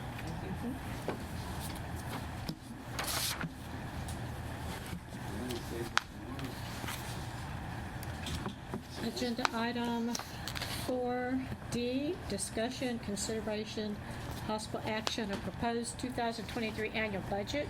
Elvis, would you like to present, please? Yeah, the proposed draft budget for next year was in your packet. It was also in last month's packet as well, but we made some minor changes from the one in November. This was reviewed just recently last week by the Finance Committee. It was approved by the majority of the Finance Committee. Those that were in attendance all approved it. We did bump up the hydrogeology budget line item, knowing that there was going to be additional work. So we did bump that up to $200,000, and there's also some money in place, additional money for education, and that could be used for possibly the additional staff. If that's the case, we'll just move that line item from the education line item to the staff line item. And again, the hydrogeology line item isn't specific to any one of the tasks that were presented today, but we could approve that later on as we go along, which the tasks that were shown today at the presentation. There's still a contingency line item towards the bottom, on the order of $46,800 as a contingency for anything here. We did add 2 items here that just like placeholders. One, you'll see the grants, the Bureau of Reclamation grants. That's the one I mentioned earlier today that I'd like for the district to apply for next year. And those are matching grants. There's 2 different grants. One is an applied science grant. That might be for like the dam improvements, that once we do have the model in place, we can possibly do what Post Oak is doing and use that model to help improve the dam. And there's another grant that's for, I believe, water conservation. So that might be like to get some money to purchase faucets that are, conserve water or other water conservation What are those things, Tom? What are those contraptions that they put out on wildlife instead of dredging up a big tank? Very popular in the hill country for ranchers. They put out things called wildlife guzzlers. And what they are is a small rainwater harvesting system for wildlife. And so it's, they come in different sizes, but say 30 square foot flat area that then collects rainfall into a tank, and then during dry times they can keep watering, or dry areas water wildlife. And that's really popular for a lot of the income for ranchers out in the hill country are deer leases and axis hunts. Thank you. Well, Elvis, could that be, because that's what I was going to propose, is we look at something like that, so people that have a wildlife exemption don't have to go and, dig a tank for their supplemental water. The applied science grant comes first in the earlier in the year. That one's I believe like March of 2023, and then the other grant is roughly like July. Okay. Time frame. So thank you. We'll have some time. So if we do get approved for those grants, we would take the funds direct from tax pool. So they're not. So those 2 funds, those 2 line items, and the vehicle purchase. So we might purchase a truck. There was some talk about having a district truck, and so we put a line item there. But again, that's not being subtracted here. If that decision goes forth, we'll fund that directly from funds from tax pool. Thank you. But those 2 are there. So any questions on the budget? Obviously, if we need to amend the budget, they can be amended next year, but hopefully we've got things pretty close. We used the 2022 as a starting point, what we expended this past year. Any questions? Jim could also help answer, help Jim and I help put this together, and the finance committee review. And the building rental is like the Bastrop Convention Center, right? That would be venue. That'd be that's venue? Yes, It's under building. I think building is rental of the current rental of the office rental.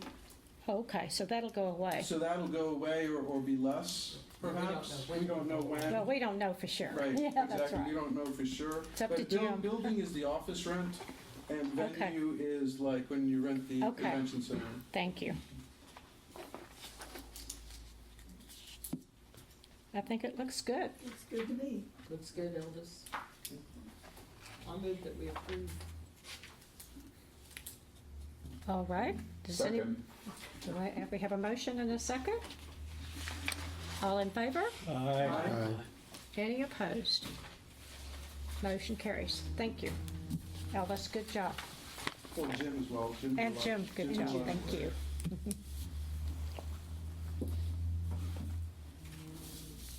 Item number 4, E, discussion of Lost Pines Groundwater Conservation District legislation, related legislation, and/or activities occurring that affect or pertain to the district and groundwater.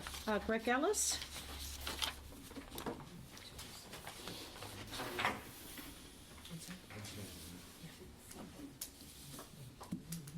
Got 15 texts just as you call me up. Pre-filing legislation has now begun and there were about 900 bills filed in the first day. I'm so sorry. No worries, no worries. Put it right here. This is flat. Thank you. There you go. And the good news is there was only one that had anything to do with groundwater. That was Senate Bill 156 filed by Senator Perry. It is virtually identical to his Senate Bill 152 from last session. There are 4 different parts to that bill. The first ones were kind of approved by some were approved or came close to approval by the TWCA Groundwater Committee that dealt with, well, the first thing has to do with petitioning, being able to petition a district for rulemaking. The second one had to do with notice provided to landowners if a new well being drilled is going to impinge on the landowner's ability to drill a well on their property. The district's required to post notice of those new well drills on its website. It's up to each individual landowner to go check the website to see if there's anything there that might affect their property. The third part has to do with what DFC to use if your DFC has been declared unreasonable. As you know, the desired future conditions, when they're adopted, are subject to a petition process following adoption. If that petition process results in declaring the desired future condition unreasonable for whatever reason, then, and after that, a district's management plan comes due for renewal, the district is required to have a desired future condition as part of its management plan. So the management plan that the Lone Star Groundwater Conservation District submitted after its desired future condition had been declared no longer reasonable had no DFC in it at all. And TWDB said that's not a complete plan. We can't say this is administrative complete when it's not. And they had a long fight about that. Went through mediation, had litigation filed. They finally reached a settlement. TWDB was arguing that they should have gone back to the last desired future condition from 2010, which was at that point now 8 years old. And they were saying we shouldn't have any desired future condition at all. What the legislation would do is say you have to continue to use the adopted DFC, even if it's been found unreasonable, until such time as a new desired future condition is adopted. So that's what the legislation would do.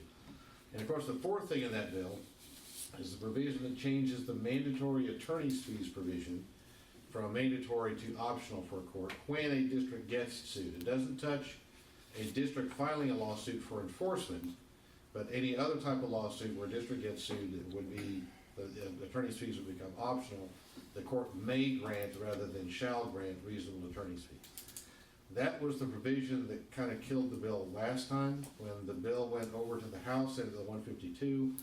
The House committee stripped that provision out of the bill, passed the rest of it, sent it back to the Senate for concurrence in those amendments. The Senate refused to concur and requested a conference committee.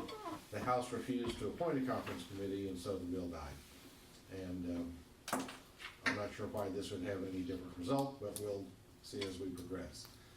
We've heard a lot about different kind of legislation, and I want to say that your constituents in Lee County have done a heck of a job going up to the legislature and testifying both in the House and the Senate, and have made a lot of progress on bringing to light the issues of what happens when you have a large well field that goes into operation and begins to draw down aquifers and the impact that has on other people's property rights. Up to this point, the legislature has been very critically focused on the property rights of the people who want to be able to pump that water, not so much on the people affected by that pumping, and that has completely reversed in the last year. They're now vitally interested in the effect on the people who are affected by that pumping, and what they are going to do about it is still up in the air.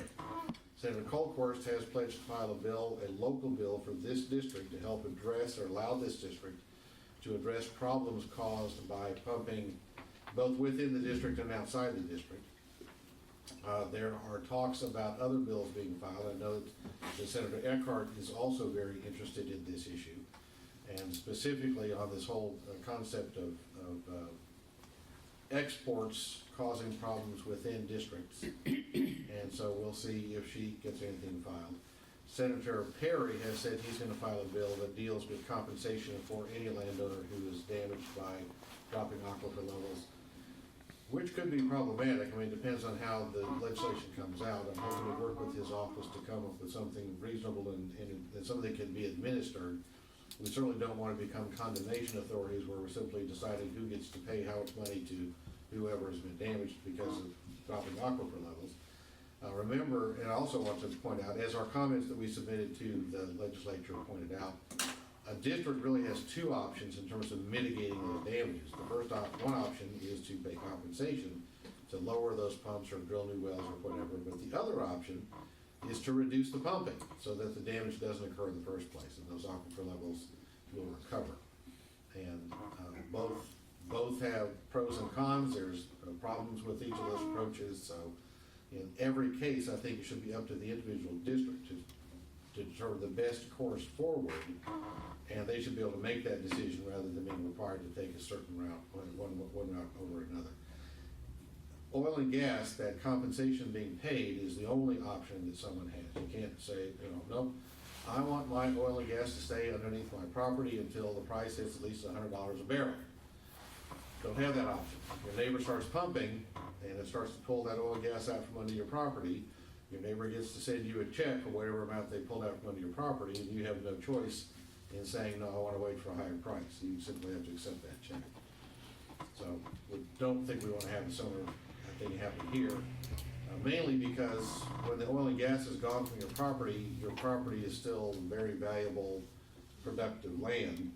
If all the water, groundwater, is gone from your property is probably worthless. So we don't want to have that happen to the groundwater. I do also want to point out to you that when we're talking about declining aquifer levels, we're talking about the amount of pressure in the aquifer. The strata itself remains fully saturated with water. There's plenty of water in the aquifer, it just the pressure is not pushing it up as high as it used to. So the idea of dewatering a property would be highly unlikely unless we're talking about a drought over the recharge zone. The recharge zone, which is under water table conditions, and I'm getting into hydrogeology here. We've got a lot of hydrogeologists that may be squirming in their seats right now as I cover this. But that recharge zone may be subject to dewatering. If there's a drought, there's not enough water recharging into it, and the aquifer levels are getting pulled down, then that recharge zone gets pulled down adequately. They may not have an option. They may not have a deeper place to go to get water. That would be truly tragic for those folks.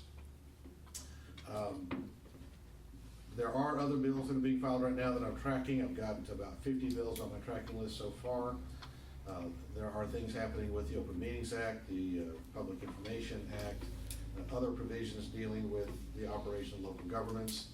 I'm sure there's going to be another bill filed that prohibits local governments from hiring lobbyists. Myself and other lobbyists will fight pretty hard against that one, I think, especially those who represent local governments. That really is more of a fight between what some legislators perceive as too much power by urban school districts, cities, and counties, and the need for the rural, smaller communities to have a say in Austin.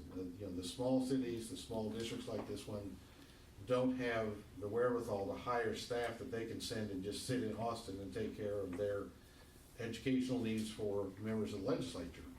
City of Houston can send 40 people probably. I don't know how many they can send, but they can send staff members up to do whatever they need to have done. City of Giddings probably can't. They don't have any staff members they can send. When this same legislation passed the Senate 2 sessions ago, it came over to the House and two things happened. Representative Trent Ashby successfully amended the bill to say it only applied to the top 25 population counties in the state, over the objection of the House member, Mays Middleton's, it was his bill. He's now a state senator, by the way. Mays Middleton was elected to the Senate in November, or he will be a senator coming January.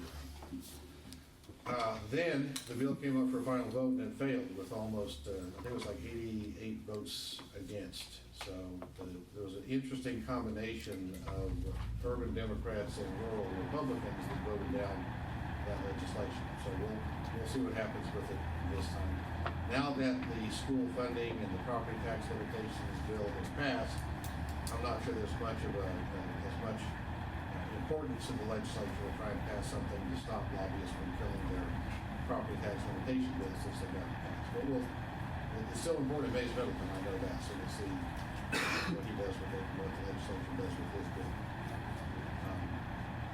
We did submit some comments through our governance committee to the legislature. I hope you all have seen a copy of the comments. If you have any comments you'd like to make to me on that, as to changes we need to make, or updates we need to do as we come into the session, please let me know. I think it was a combination of a good balance between comprehensive and short enough someone might actually read it. I will let you know that I did get a call from one staffer who works for one of the committees, and the specific questions mainly about the whole mitigation and compensation and problems with paying compensation out of public funds. We had a good conversation about that. I don't know what the staff, what the committee's recommendations are really at this point. But they're working on those interim reports, and I expect them to be out really any day now. Yes, ma'am. I had a question. Since Senator Schwetner now covers part of our district, will he need to join with Senator Coulter, or can he object to that bill? Well, any member can object to any bill. Right, Typically, local bills are handled by that local senator, and yes, we'll need to Since get. we have two of them. We'll need to work with his office as well. Unfortunately, the young lady that I worked with in his office, unfortunately for Senator Schwertner, fortunately for her and probably for us, she's now working for the lieutenant governor, and so sadly not on water issues, but at least we have somebody to talk to in the lieutenant governor's office at this point. So I am going to be contacting Senator Schwertner's staff to find out who is going to be handling water issues specifically, and talk to him about the problems that this district is facing. That concludes my report. Unless any other questions? What about our new elected official, Stan Gervis? Stan, he sounded very supportive of what we're talking about. He didn't take a lot of any real public stance during the election, but that's not uncommon when we're in the lead. We probably don't do anything at all to make anybody mad. But he has returned phone calls, and he's been responsive, and I'm looking forward to working with him during the session. Great. I believe specifically he said on this issue, he will definitely be following Senator Coulter's lead. Good to hear. Thank you. Okay? Board members, questions? Anybody else? Thank you, Greg. Thank you.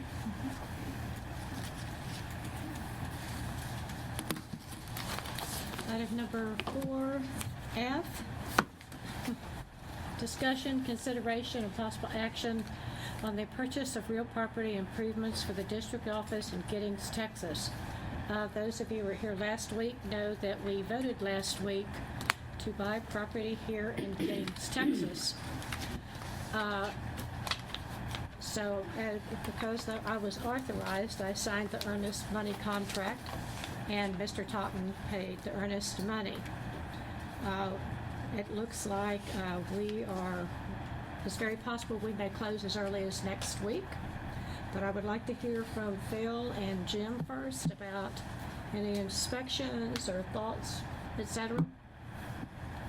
Before we get into that, I'd like to make a motion to grant to the general manager authority to make payments for the district under a commercial purchase contract to complete the purchase of the Giddings property, including payment of any balance owed to the seller at closing. Just as a clarification to make sure you're authorized to do that. Is everybody clear on that? I'm not. He's authorizing Jim to pay. Why do we need this? I'm not sure we do, Kay, but just as a matter to be perfectly clear that the GM can do this. I was consulted on this. We adopted a procurement policy earlier this year, and I agree that Jim making the payments of the contract without this and comports with the procurement policy, but this is just added protection. Okay. Because you've already approved the Right, contract. okay, and- thanks. Otherwise, I'm taking $5,000 checks every. Where are we going? Bot's Title Company, and I don't know what the balance will be, but I'd also like Jim to talk about, but anyway, let's go ahead and vote on this first. Well, there's a motion, I haven't heard a second. Yes. Is there a second? Does everyone understand what we're asking for now? Okay. We have a motion. Would anyone like to offer a second? No, I second. You did second? I'm sorry, Melissa, I didn't hear you. So we have a motion and a second. All in favor? Aye. Any opposed? Motion carries. Thank you. Now, if you would like to discuss. We're buying the building as is. As is with very small renovations can be occupied almost immediately. However, the configuration of the building isn't what we want, and we would like to do fairly extensive renovations to the building. There are no supportive walls inside, so the exterior walls support the whole building, which means we can move around any interior walls that we want to suit, the staff needs and what they want, and also to give us a large meeting room classroom in there also. It would also include a kitchen, 2 bathrooms that are ADA accessible, and soundproofing all of the interior walls, removing the drop ceiling, putting a new drop ceiling in. The building is 40 years old and it's due for major renovations. And how to go about that is, that's on my mind, is what to do about that. And get some idea of a timeline that we can put in place for getting that stuff done. Have y'all talked about additional inspections to be had before? That's what I was going to buy? ask Jim too. And the next item G is about the renovations. So that's the next item. Okay, so what are we on now? We're on, well, we did the authorization, and so we were asking about the inspections. Okay. Jim, you had an electrical inspector out there.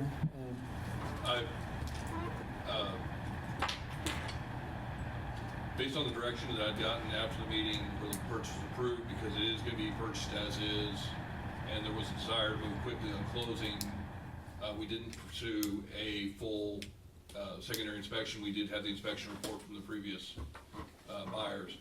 But I contacted a local electrician to come in after hearing the concerns that the board had raised regarding the 200 amp service, the less than stellar reputation of the breaker boxes in the building, and had him review the current power supply, wiring, and electrical infrastructure for the building. Basically, he agreed that the Federal Pacific power boxes probably need to be replaced. His suggestion there was that during the renovation, we consolidate the 2 existing internal fuse boxes into a single modern fuse box using a more reliable company. He believed that the 200 amp service coming into the building should be more than sufficient to drive our needs. And aside from that, had some recommendations about updating some of the fixtures that are used in the building that are currently residential grade, making those upgraded to commercial grade. So ultimately, the information that came out of that was what we more or less already knew about the electrical system.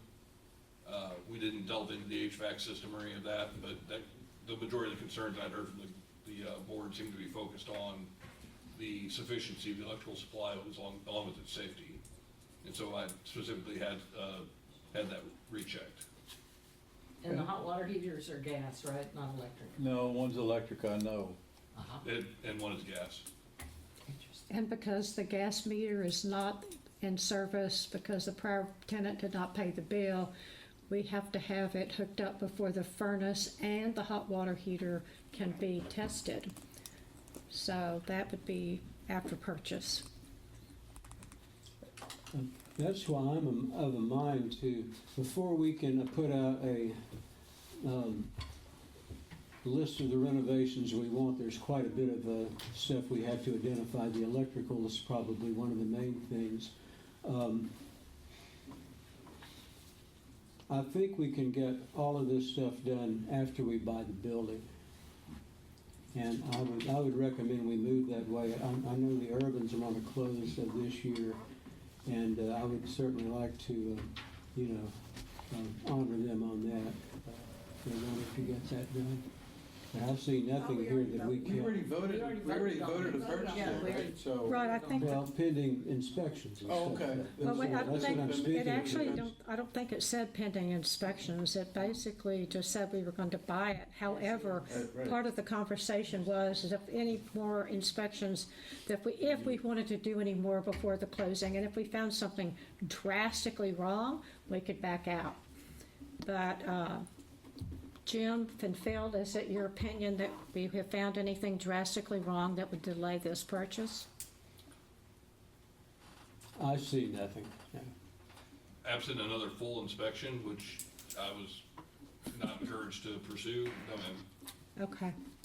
Board members, do you feel comfortable? Purchase the building Yes, sir. as is?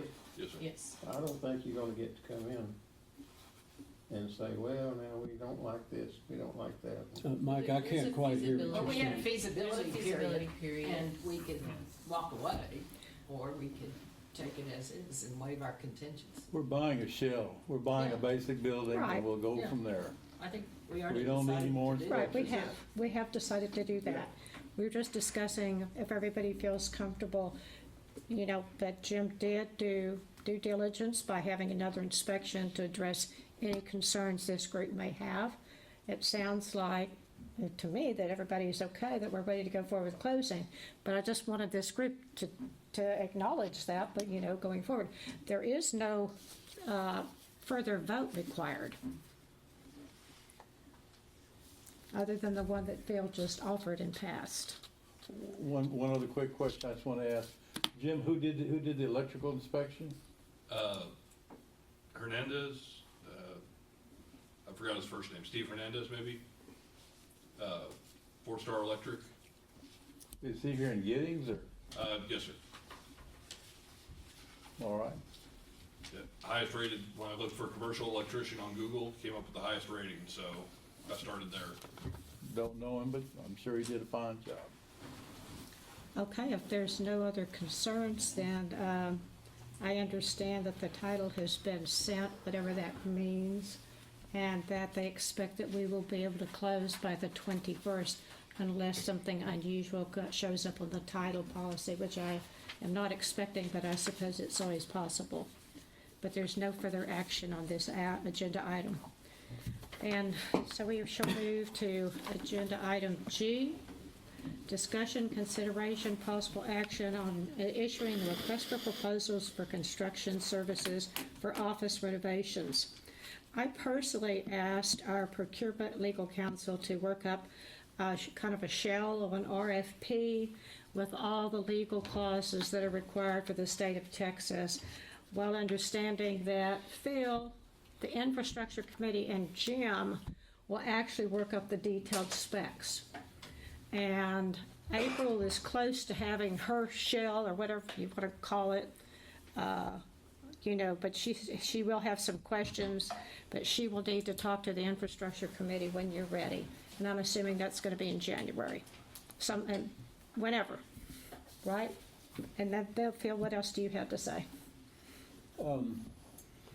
We're going to run into some problems with that in putting out an RFP, in that we don't have a blueprint of the building. We don't have no schematics for it. The Urbans, the owners of the building, when they were considering doing the renovations for us, they knew the building, and we have sort of a thumbnail sketch of the floor plan, but that's it. And there are a lot of specifics on all the different items we want done that we're going to have to pin down before we can really put out an RFP. And with that in mind, I'd like, Jim, some idea about what y'all plan to do with that building in the meantime? Are y'all gonna move in? Or stay where you are until you get, until you have to move, or? It's really gonna depend on how that timeline works out. I think it would be optimal to not be in the building during the renovation process. Yes, it definitely would. I mean, it's gonna, yeah, we're talking about taking out probably 90% of the insides of the building and redoing it. So, again, I guess, and we may be able to address that question a little bit better in January, once we have a sense of what the RFP is gonna look like. Or our property manager may answer that question for us in January. That's right. So, but I think the ideal would be to get at least, if we at least get the staff portion renovations done prior to, moving in, I think that would be probably the second best choice, if we can't do all of it before we take occupancy. But I think we'll have a better idea come January, once we see how the RFP is shaping up and, well, what happens with our property in Smithville. So as of right now, you guys are not gonna get kicked out at the end of the year, right? As far as we know, yes, sir. All right, so we got January, at least January locked in. I have not heard that, I have not heard that officially, but there have been 3 showings of the property since it went on the market. But Molly Todd has not contacted us about being out at the end of the month. Weren't they gonna give us like 30 days notice? Yes, sir. All right, So we're okay it looks with like we got January. That's my interpretation Okay. right now, but I will verify that. Okay. Or at least until January. 31st. No, not January 31st, but if it were tomorrow, 30 days notice. Right. It could be End of January. January Okay. 15th. Right. And President Cheryl, I want to add that April is looking at the invitation for bid process, which could conceivably be shorter than the RFP process. So that might help us, start these renovations sooner. And alternatively, because of what Jim just said, they might consider doing an RFP just for the front offices and the air conditioning system, and then doing the rest later. I mean, this is totally up to the recommendations of the infrastructure committee. There's so many different directions this could go. Okay, anyone else have anything to say? Very good, thank you. Item number H, discussion, consideration, possible action on model available groundwater mag from Texas Water Development Board, including a possible 10% variance for the Simsboro Aquifer. Mr. Totten, do you have anything to say? Because I know we got this report from Texas Water Development Board, but I also heard rumors that there might be errors in it and it's not final. What can you tell us? Frustratingly little. I've had a few discussions. There was an issue with the, I'm sorry, Jim. I hate to interrupt you. I have a public comment that I forgot. Do you mind me interrupting you? Andy Weir, excuse me. I'm sorry, Jim. Is Andy here? Yeah, he's still here. He had, I apologize for interrupting. He had signed up and I forgot about it.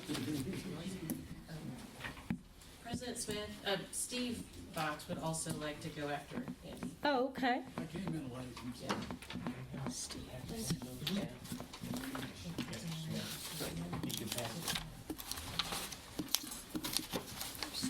Good evening. My name's Andy Weir. I'm a resident of Bastrop County with a well in the Simsboro formation of the Carrizo-Wilcox. And I'm speaking as Executive Director for the Simsboro Aquifer Water Defense Fund, SAWDEF. On this issue with the mags provided by Texas Water Development Board, I may be jumping the gun, but at least I can be priming the pump here. So in the DFC process, as I understood it, and Mr. Totten may provide some different clarity tonight, but as I understood it, there is a process where the districts within GMA 12 can adopt a 10% variance to the desired future condition that they had. And I was at the GMA 12 meeting last November when they were adopted, and Post Oak Groundwater Conservation District and the Brazos Valley Groundwater Conservation Districts, they chose at that time to exercise a 10% variance in their drawdowns. And so Post Oak and the Carrizo Formation in Brazos Valley increased their DF's drawdown in the Simsboro because they have significantly new permits there. At that time, Lost Pines, general manager, consulted with President Smith, and they decided that they would not make any changes at that meeting, but instead wait until the Water Development Board issued the official modeled available groundwater. Then you would discuss whether to apply a 10% up to 10% variance to that. In that regard, SAWDEF recommends that you do use the full 10% variance and apply that to the Simsboro aquifer, the Simsboro Formation desired future condition. You adopted, or GMA 12 adopted, 239 feet of average drawdown in the Simsboro Formation. If you will comply the 10% variance, you could reduce that drawdown to 216 feet of average drawdown. And so that's our recommendation. And the graph that you have before you shows what the implications are. First, I want to point to the comment about the percent of wells that would be at risk. So if you remember, SAWDEF did an economic impact study. We looked at the wells and which formations they're in, and based on the depth of the well, the ones that we had well depth on, if we had pump settings, we used that. But on average, you can tell where the pump's going to be when it was originally drilled, 100 feet below that water level. That was, that's the practice for the last 100 years on doing domestic and livestock wells. And so we were able to say, if you move that water level 50 feet or more, most people are going to have to drop their water pump because they're not going to have the head above their pump to keep it from sucking air.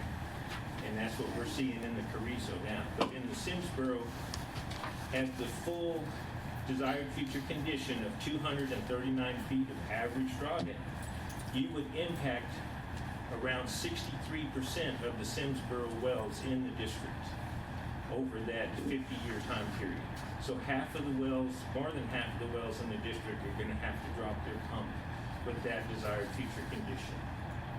And you all are taking on mitigation responsibilities, not just in the Carrizo, but as a district is what y'all been looking at. So if you use a 10% variance, the blue line there, you could reduce the number of wells impacted by 20%. You would reduce it to 47%, so less than half of the wells would be impacted. The other thing is to talk about, there's a bright red line. Well, it's not that bright, it's kind of a dull red line, but right there at the 80,000 acre feet of production, at the full desired future condition of 239 feet of average drawdown, you would just exceed the amount of production in the Simsboro that could take the Colorado River from adding, or the Colorado River receives water from the Simsboro right now, approximately 20,000 acre feet a year from the Simsboro goes into the Colorado River. So when you have a drought like 2011, there's still water in there because it ain't coming down from Austin. They cut the water off. So the water that's in there is coming from the aquifer. That's if you reduce that, if you drop, or if you pump more than that, the river stops giving, the aquifer stops giving water to the river. And the aquifer starts sucking water. When it's there, it starts sucking water out. Now that's an issue because right now there's a company applying for a wastewater permit right there where 969 crosses the Colorado River there in Bastrop County. They want to put wastewater 200,000. Tell me on the number. 200,000 acre feet? No. Gallons. Okay, gallons per day. And I hadn't worked out the acre feet on that. 200,000 gallons per day of wastewater into the Colorado. And that is exactly, and you got the hydrologist here to tell you, that is exactly where the Simsboro and the Hooper, and later the Calvert Bluff, are contributing water to the river. That's where they intersect. That's where the recharge of the aquifer is exposed to the river. Right now, the aquifer is giving water to the river. If you exceed this pumping, it's going to start sucking wastewater into the aquifer. That's what that's telling you right there. So your current desired future condition is right at that threshold. And you heard Judge Fisher say, go slow. If you accept this, you don't give yourself any room to make a mistake. You could poison the aquifer forever. So we're recommending you use that 10% variance, bring it down to the blue line, where the pumping is about 60,000 acre-feet per year. That's a reasonable amount, and that's my third point, is that will accommodate the permits that you have in the Simsboro. You have your tiered permits from Recharge, from Gatehouse, maybe LCRA if they, if they don't have a tiered permit, but if they accept their permit, you have City of Bastrop, you have Manville, you have Aqua, all in the Simsboro formation. You can accommodate those permits in the Simsboro with this amount, with this DFC at that point there, the blue line, 216 feet of average drawdown. And that's what we would urge you to do. Thank you very much. Thank you, Randy. Steve Box?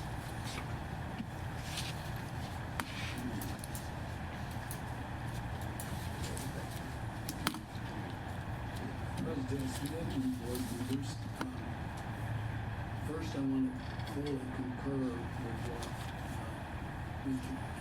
Brewer just discussed and his explanation. I'm sorry, Billy, my voice is just about shot. Okay. Get as close as you can, Steve. I've been through some things lately that tickled the voice down. So I want to concur with what Andy Brewer just gave you as a reason for adopting a variance in the Simsboro of 10%. And I've done some calculations and put some graphs together and what I sent to you. But basically he's made the argument that needs to be made on that. So I would concur with doing that.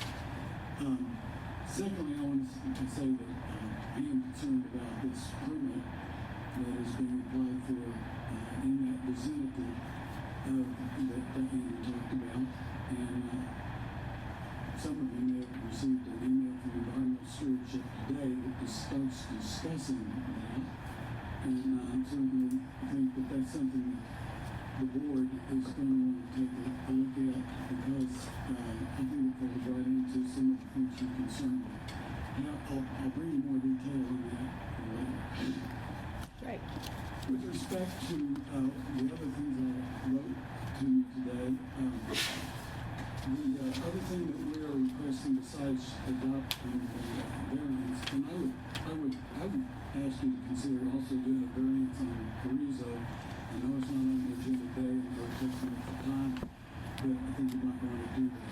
The main reason for doing that is to move from where you got squeezed into a DFC in this last session, whenever you gave guidance to your groundwater district hydrologist and the general manager, and they put that together into a run called S20.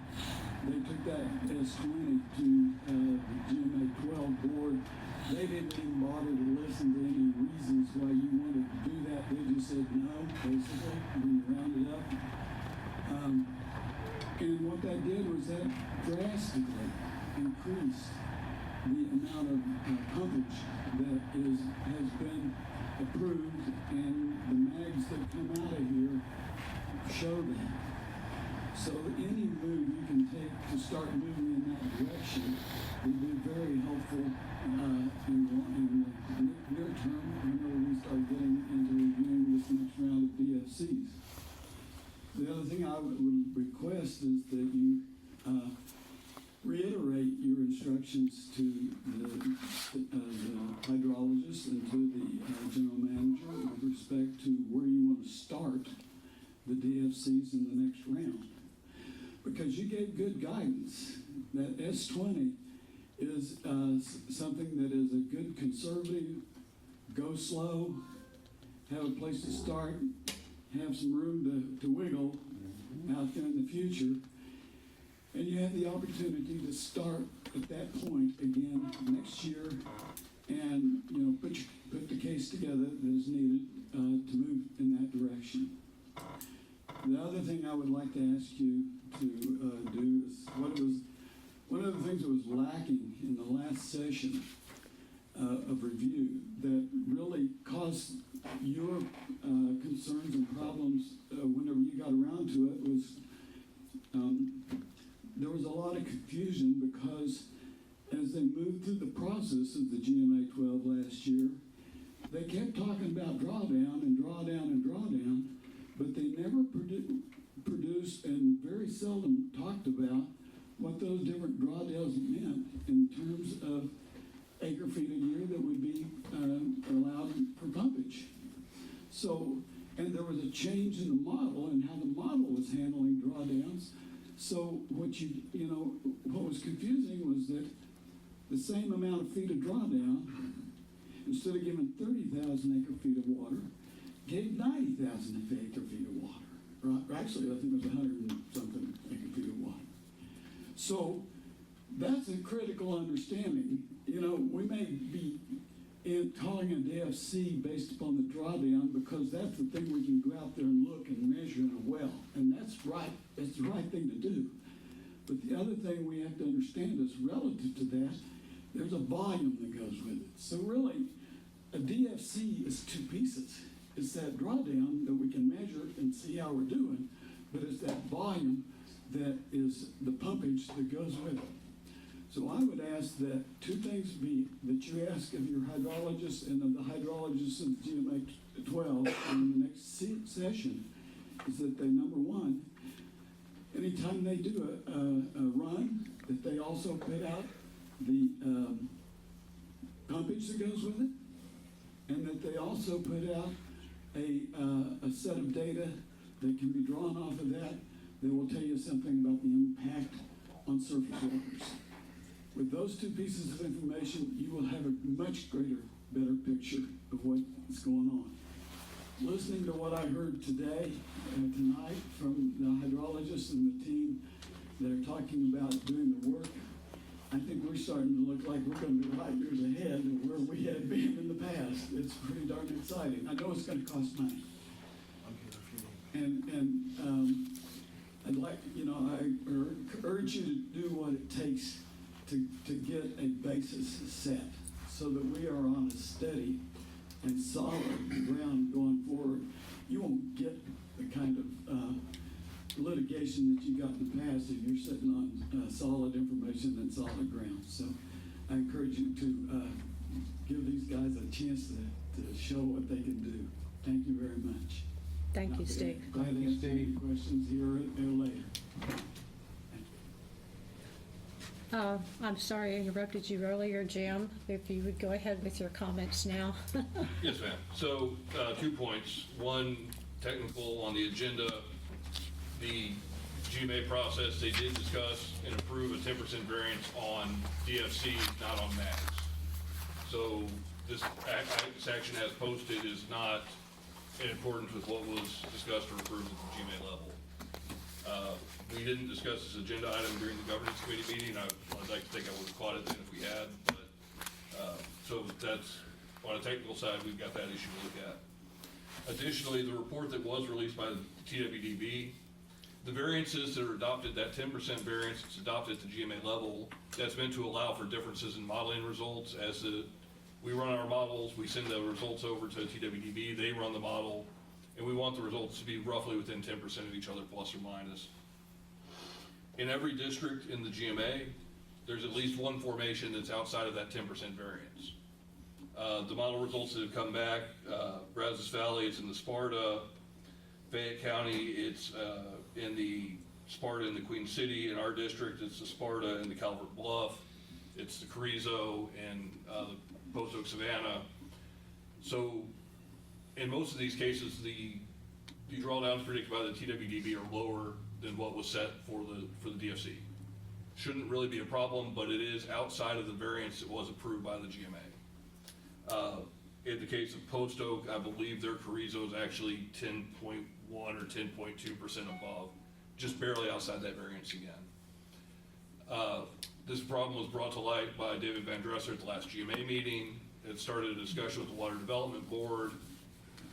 I tried to follow up with Gary last week to see where we were at on finding a solution for this, because my understanding was that their hydrogeologist was taking the lead on resolving it. Gary did not have a response as to where we were. I haven't spoken to the other GMs, but I've spoken to other consultants, and it doesn't sound like the other GMs in the district have been looped in on this either. So I don't really know what TWDB is doing with this. I will say they've had a lot of staff turnover, a lot of their longtime staff are gone. The model itself is significantly more complicated than ones in the past, so a snafu like this isn't unexpected. But that being said, a lot of this can just be cured by the GMA saying a variance of not more than 10%, and that allows them to come in below that, below the 10% on the others. But the short version is, I know you as a board are looking forward to moving forward and putting this behind us, but at this point, I think the best course of action is give us till January. If we haven't gotten a resolution from TWDB, then we can charge ahead with it. But for right now, let's try and get this nailed down and see what TWDB has to say about these models, the model results being out of variance or outside of the variance bounds, and then we can also post it as, again, the DFCs. The variance on the DFCs, not the variance on the MAGs. Yeah, and I looked at the agenda and I missed that myself, because it should have been on the DFCs, not the MAGs. Yeah, we didn't discuss that at the governance committee, so. No, but we got the report. Peggy emailed the report to all of us, and that's what triggered it. And then the agenda was put together, and I just flat overlooked it. But it was too late anyway, by the time it was posted. So basically, this is not posted correctly, so we can't really vote on it. So as Jim said, January. Does anybody have questions? Yes. Cheryl, if this gets back on the agenda, could we have someone from our new team comment on it briefly to us? Absolutely. At that time. I have a question. What gives the board authority for this 10% variance? It was something that the GMA 12 voted on? So the GMA 12 always sets a variance for what's acceptable in terms of differences in the modeling results. Okay, so they always do it. Okay. Sometimes, and it varies from year to year, or from cycle to cycle. In my personal opinion, that the purpose of that variance is there to allow for the differences between modelers. Okay. Yes, sir. So in this cycle, though, Brazos Valley and Post Oak decided they got a result off the GAM run, and then tweaked their results inside that variance, which, as long as TWDB comes in close to it, it's not a problem. But in these cases, we're seeing model results that are coming up out of whack, and so. Yeah, look. So if we were to vote on a 10% less DFC, what would happen then? Would that go back to TWDB and they would give us new mags? No, sir. We would still have the same mags? Yes, sir. Okay, so again, so it's not going to change the modeled available groundwater. It's not, even if we vote on a 10% variance, it's not going to change the mag numbers. That's right. Okay. We can't do that. Right, exactly. That comes from the state. Right, so we can't do that. So what is the value then of lowering the DFC? So the DFC is an actual regulatory item. We manage to the DFC. Okay. The mags are basically a reference tool that we can use to understand where we're at on that process. Gotcha. And they're also used in the regional planning process. Okay, so the DFC is still a number that's very valuable because we have to manage that. Yes, sir. Okay, but the mags won't change. Yes, sir. Okay, thank you. Thank you for clarifying that, Elvis. All right, so there was no action to be taken on item H. Item number I, committee reports. Possible board discussion and no action. I did ask committee members to give a summary of their most important accomplishments this past year. They aren't going to cover everything, but they'll tell you the most important ones. Financial services, Elvis? Financial services, I guess to summarize, there was a lot of policies that we had to put in place that were identified from the state audit. So we spent a lot of the beginning of the year working on the finance charge and the investment policy and the management information policy. So that was probably the highlight. And then we worked on reviewing the interlocal agreement with Post Oak Savannah, and then the budget that we just voted on. Those are the highlights. Thank you. Governance Committee. Basically, the Governance Committee, we have a meeting at the beginning of each month to kind of review the agenda items and also to determine if things need to be on the agenda. But some of the other accomplishments of that committee this year were we had some board training in the spring. There was completion of an employee manual. We benchmarked staff salaries. We adopted a new travel policy for board members, or the board did. We put in place a procurement policy and reviewed the existing professional services contracts, some of which had to be rewritten. We succeeded in soliciting monitoring well easements from both Bastrop and Lee counties. And of course, there has been discussions within our group about the mitigation with Senator Colker's office, and I believe that's also been in yours. Okay, the next committee is infrastructure. The committee, Infrastructures Committee, was formed in February 16 of this year.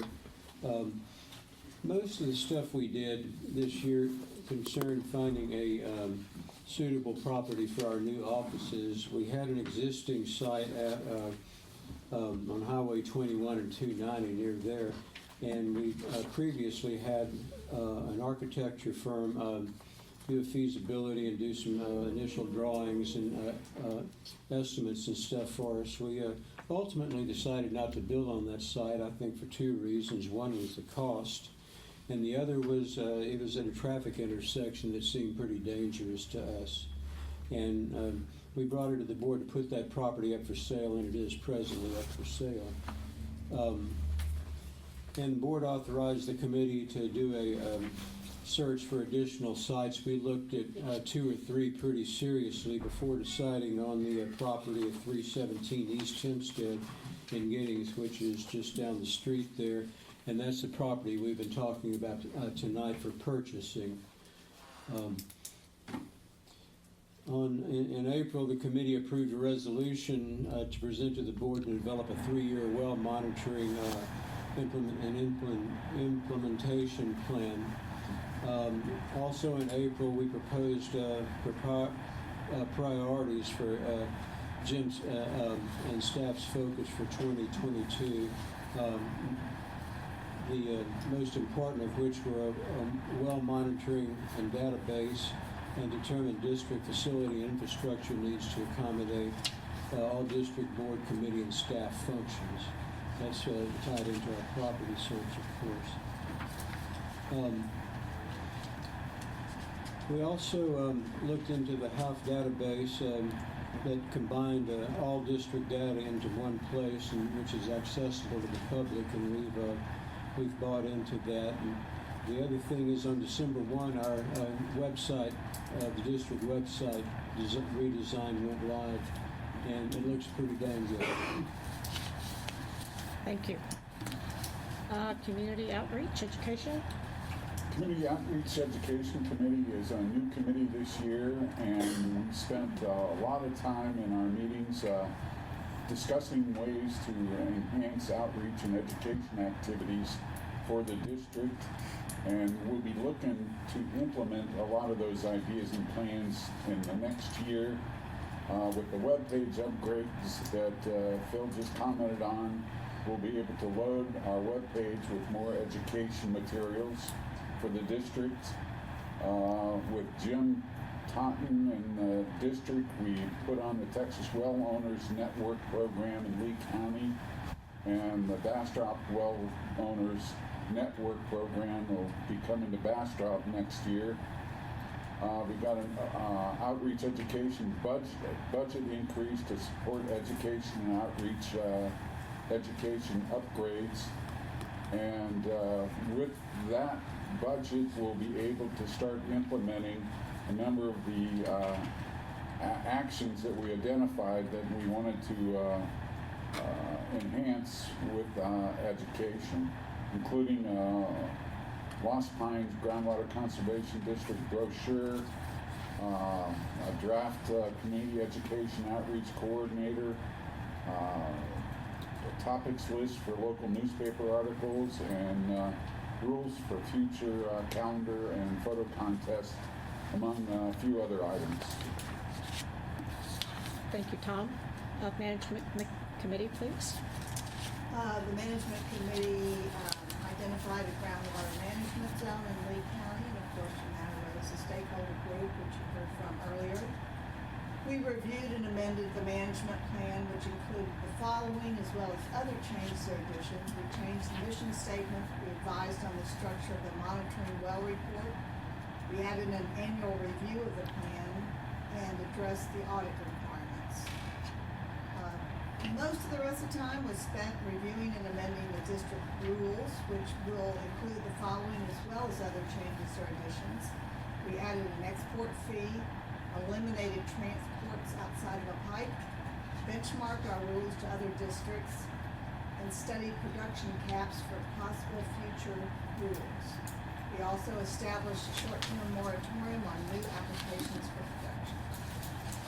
Thank you, and I want to thank all the committee members and all of you that worked, because I am very impressed with how much work this group has gotten done in the past year. It's just absolutely amazing. So thank all of you.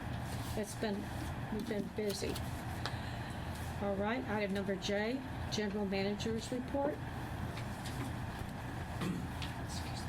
Thank you, Madam President, members of the board. General Manager's Report for December 14th, 2022. During the reporting period between November 1st and November 30th, 2022, 17 new well drilling permits were received by the district, and one pre-existing well was registered with the district on the Form 300. 4 water quality tests were performed and 19 wells have been engaged. With regard to drought within the Lost Pines, 12% of Lee County is reportedly experiencing moderate drought conditions, while the remainder of the county has dropped down into the abnormally dry category.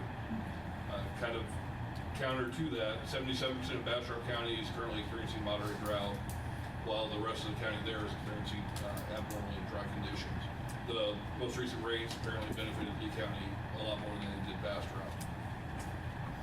GMA 12 held a public meeting November 18th, 10 a.m. at the Post Oak Savannah Groundwater District offices. The agenda covered a fairly wide range of topics. There was a lot of discussion on the structuring and cost sharing of the DFC process between the districts. That's something we're going to revisit again in January to try and formalize something about how costs will be apportioned between the districts. There was also further discussion about the shared GMA 12 database. We just got the most recent estimate. I sent it to Elvis prior to the meeting. I believe it's going to be for the 3 main districts to create a shared database for GMA 12 that just covers Lost Pines, Post Oak, and Brazos Valley. It's going to be about an additional $16,000 in cost to create that secondary database that would allow for sharing. We'll run that through the infrastructure committee and the budget committee and figure out where we want to go with that. Further, there was also discussion about, it actually turned into a bit of a more philosophical discussion about mitigation, how districts can fund mitigation, and how that responsibility is allocated. That particular portion of the agenda was time-stamped and I believe sent out to some of the Senate and House committee members and their staff to kind of, I think we all would have chosen our words more carefully if we'd known it was going to be sent out. But I think it was a very good discussion that kind of highlighted the challenges that districts are facing. Fayette County has no export, so they can't use export money to pay for mitigation. And they're also going to have the same problems we do of they're being impacted by production outside their district. So he kind of highlighted the different conditions different districts find themselves in, largely because they were set up differently, but also because we just have internal problems versus external problems with production. But anyway, it was, I believe, a very productive conversation, and come January GMA 12 meeting or February, whenever that's held, we will revisit the cost sharing, and hopefully by then I'll have some guidance on what at least what the budget and infrastructure committees think about the GMA 12 shared database. On that same note, we have been in touch with the general manager for Gonzales County Underground Water Conservation District. I talked to her about the permits that have been issued down there for GDRA and ARWA, and the concerns we have about how that production will impact the district. She sent over a draft interlocal agreement that they have used in her district with some of the neighboring districts for data sharing and cooperative data sharing and cooperation. I've sent that over to Natasha. We're looking that over, and maybe we may have a draft for y'all to consider in spring, January or February. Those projects currently, based on my most recent conversation, are expected to go online until next fall. That deadline keeps moving further and further out. So we have a little bit of time, but it would be nice to get those agreements in place and start working with our neighbors to the south on kind of getting a handle on what these projects are going to be. As Tom mentioned, the Texas Well Owners Network did conduct their program in Lincoln on the 29th. Overall, the program tested 31 water wells within Lee County, and the actual night of the program, we had 19 well owners who showed up in attendance for the program. It was 3 parts: basics of hydrogeology, basics of wastewater and water quality, and then finally the last one was water quality, understanding the water quality of wells. I believe the program went over was pretty well received. That's generally what we've seen when Texas Well Owners Network has come through in the past. We get a whole lot of water samples, but not a lot of people show up and see what the results mean. Either they understand them themselves, or they figure they're just going to call me and ask me later. So, but like I say, we are looking to run that same program again in the spring in Bastrop County. As far as pending permits, nothing beyond the permits that we've already discussed. As you heard from LRE, we'll start working through getting those processed. That's top priority come spring. Yes, sir. Did the wells that were tested, what was kind of the percentage that came back that were impaired or didn't meet standards? There was one well that tested positive for E. coli. That was a shallow hand dug well that was wide open, and frankly would have been a miracle if it wasn't positive for E. coli.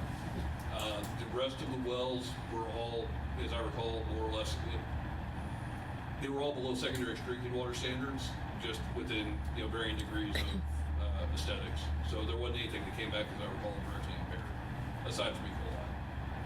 Yes, ma'am. So the stakeholder group said some of their wells, the water quality had changed. Did any of those water wells get tested, and if so, did you find out what had changed? I would have to go back and look. I don't recall which wells were actually in the test group. Okay. But a large part of that problem there is we don't necessarily have a baseline to compare to.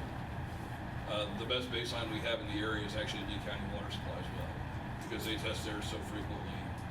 So we can look at theirs for indicative changes, but for the individual well owners, unless we had a baseline prior to 2020, it's hard to say. And with that, no meetings I know of at this time. I will inform you as soon as GMA 12 gets scheduled. Other than that, it's pretty much the end of the year. I'd be happy to answer any questions. Any other questions? If not, item K, announcements. I have no announcements. Does anyone else? Natasha, Jim, no announcements? Okay. Item number L, set date and location of next meeting. Our next meeting is January the 18th at 7 p.m. I believe it's scheduled for Elgin City Council Chambers. Has that been reserved? Does anybody know? We'll have to verify that. Okay, but that's our plan, is to start alternating between the city of Elgin and this location here. So the next meeting we have here will be in February.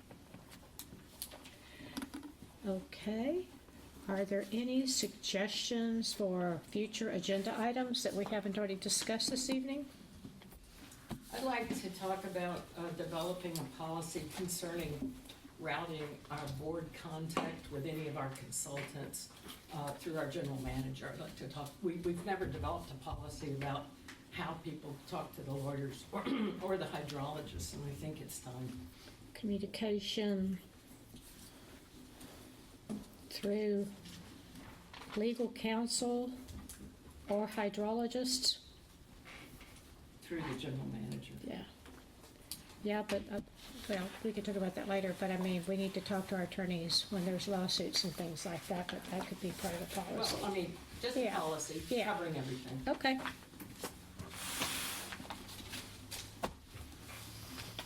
Anything else?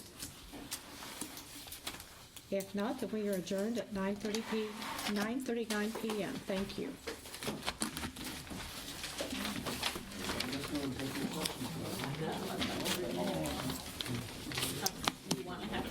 No, I saw it on the agenda. I know, I thought we were gonna have two. I was expecting it to look like you moved along over there. Maybe. What? You were at the Yeah. Yeah, I find it dark. How many candles do you have? Or do you hang around? No, I didn't hang around all the way.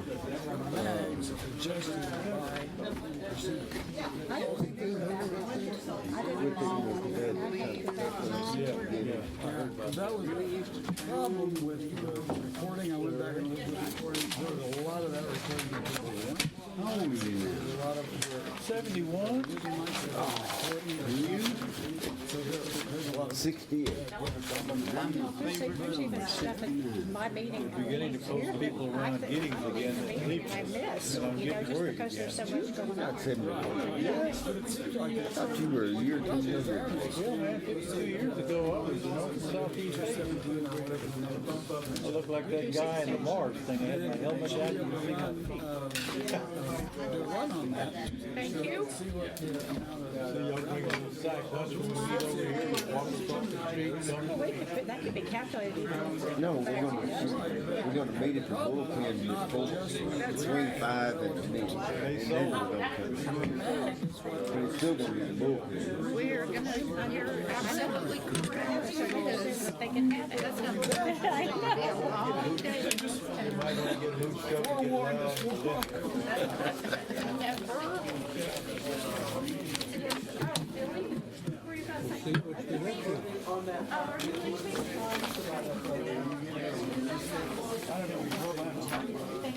I didn't know when that program was going to end, and I procrastinated. I put it in the mail to you. Christmas, people want things done.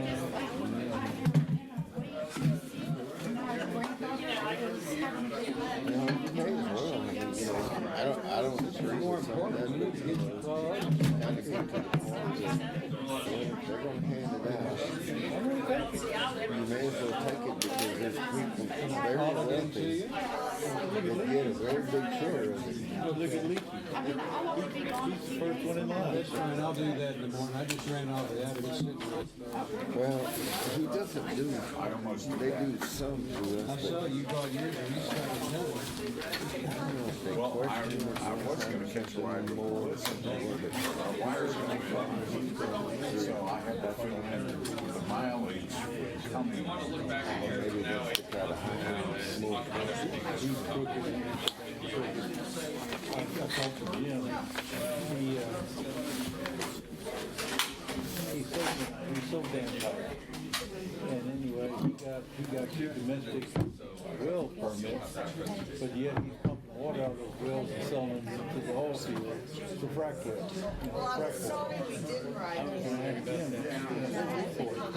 We don't have much resources. Oh, come on, Jim. That's the first thing that occurred. You know, I don't know how much charge would be to sell that water. Shouldn't be domestic.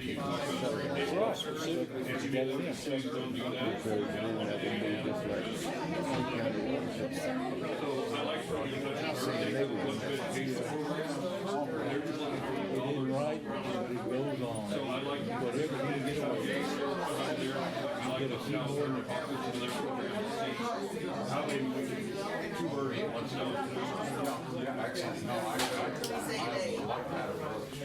I'll set it up January. Okay, good. That's just like Fred, stealing from Fred. But Fred's out of it now. They bought him out. Fred didn't get in there with him. Should have gotten, but Fred don't. So then it's not Henry Ricky's children. It's him and Susan, and then the grandchildren's partnership. Okay, Fred, no. He had a stepson. Fred had, kind of like me, he got nobody. I got 3 nothing. I just signed papers out there on the house. Royalty, I guess because of all what she's been through, she's afraid my nephews are going to get their fingers into that house. No, we're not. Finally, one night I got tired of listening to her, and I said, all right, I'll pay the goddamn house loan off, and you can have this damn place. I just signed a deed over to her, to Michelle Wisely, when I was down there. She said, something happened to her. I said, I'm gone. I'll be gone so damn fast. I don't want the damn place. I don't want to pay taxes on it. I don't want to have anything to do with it. I never even wanted to live out there. I always wanted to live in the region. But that didn't happen because of a loudmouth brother. But that's life. yeah. You know, everybody's got their problems. I know we got to sit down, you know, get everything redone, and you know, I know how I want to do it, and it's all in my mind, and we got. I got it on paper now. I did a will. We don't have that part. I did a will, and you know, she kept on about writing stuff down. I thought, I'm not writing anymore now. I'm not writing anything. What don't you understand? I'm going to get a lawyer and get it done. And I did, and she did too. Just something we like to drag our feet. Yeah. But I mean, and I'm not trying to be harsh or anything, but the way people are dying and there's cancer, I could be the next one. You know, I don't know, you know, I had a lengthy discussion with Mike Zim yesterday, and Larry Boriak, his wife, the same kind of cancer. Buried her up here Friday. She didn't last 2 years. Vicky, they got her when she was redoing her house out here. See, Vicky was right. Yeah. And when they were doing the house out here, the Lord that I worked with, I grew up with them also. I did work for them over in Round Rock. And they were doing the tile work and all that in the house. I'd go out there and go to lunch, and go out there sometimes in the afternoon and visit a while. And she was out there a couple times cleaning, and we were talking about getting old and bones and this and that. And she said, yeah, I've been going to these doctors because of my knee and my hip. Well, they didn't realize, you know, that she had that cancer in the leg. And then Mike told me they took his wife's leg off in the left leg, and Vicky they took off the right. And she went to MD Anderson, she was fine for a short while, and then the damn stuff came back with a vengeance, and they went to Mexico trying to treat us. in my mind, we would have solved the I don't issue. know how that's gonna survive. I didn't think we were Now, going to buy them those stuff stuff. third time it's come back and that's in a little nose around the road, stuff, blow it back. I'm sure she's scared of Right, that. but not with me for entirely new. Okay, I just want to make sure I had the complete. Friday, when we go in, and she just had the PET scan done again this last Monday. Go to the doctor and find out if there's chemos working or what. It's a hell of a mess. My granddaughter, she's 14. And it's actually. Those kind of notes, you know, sometimes they walk over the thing, they go, When you think about you say, the life that we've been trying to share today. All right.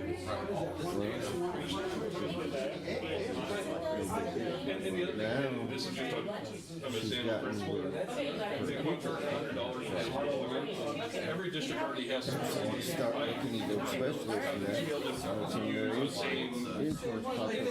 It's only $100, That but kind of stuff is principles. covered on it. And so, But it's something we gotta do because they're 14 years old, if their hip is starting to bump. It may just be something that maybe she's gonna have to, yeah, or maybe she's gonna have to wear a bigger sole on one shoe. She's gonna have to special order shoes, but, you know, we need to find out because, you know, if you leave that going, you mess up. Yeah. Yes. That is a fantastic question. And you know, one thing, To me, that falls under. working for the state of Texas, as much as I hated some of it did out there, because of that state insurance and that, we have not. You'll email me and. And this last year alone, so doctor bills is over $172,000. I think we need more than 3 weeks. I mean, hell, it's bankrupt. The choice is they either we Trying to share get some type of or we lose data control because we've got medicine and 6 everything. different people that are logging in under the same ID credentials and making changes. And, you know, just like And I'm not a fan. last 2 years when they did my shoulders and elbows and all that stuff and that, you know, Every single, you know, kid, Alex team you log know, in. something about that time you turn around, here's coming in the $10 bill or something. But they said they were going to do it. Log in. And I don't, you know, this goddamn, Three super users and then editors. Make limited changes. you know, get a bill and say, well, your insurance pays, Nowadays, that doesn't really count. you're gonna have to pay $10 and Medicare pays $10. I just wanted to thank you. That's why I got that blessing with that state insurance. And something happens, I'm gone, I'm going to North End County, I might not wind up in Lincoln by then. As long as you don't become a complete hermit out there. Now, I don't blame you for going out there, but don't become a hermit. I gotta have something or some kind of place. Well, it's just like now, I'd like to go up there more, but you can't afford to drive up there for the fuel. And I'm still doing this piddly stuff. Oh, thank you. Thank y'all for coming. That old Linda keeps called me today because about her hot water heater is popping. Well, goddamn, put a hose on the drainer and do something once we come out there. And then things have changed. I worked on these gas lines for Margita, and we got chemo on Friday. Well, we got this and see this. I said, I ain't working on Saturday. I've done it here, a couple of things in the mornings on Saturday. That's my country time up there. And going up there meeting, I guess Albany lost. Well, I mean, you'll get almost all of us from the interview on Nick. I gotta call my son-in-law. Shit, I better, he's in bed now. I gotta call him in the morning and see what that weather's gonna be like. We're talking about some of that snow and that, cause see, we're supposed to go to the deer lease with me Friday. Now, do y'all go to West Texas or where do y'all go? Yeah, see, there's no, bears. Right. I know where that's at.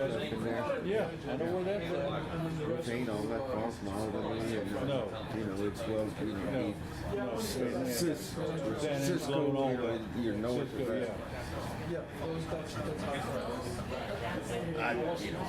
I've only been up there one time, we were up there 3 days. The main reason I got up there was son-in-law and 2 grandsons. So, you know, even though just little kids, you know, one of them goes with me in the stand. I bought it. I got it.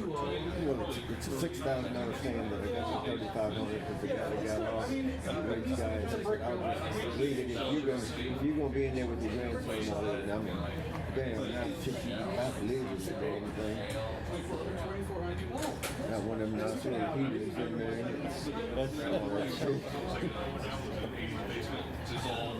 It says old wood paneling from the 70s. Last time we were up there, it got down into, you know, upper 20s in the morning.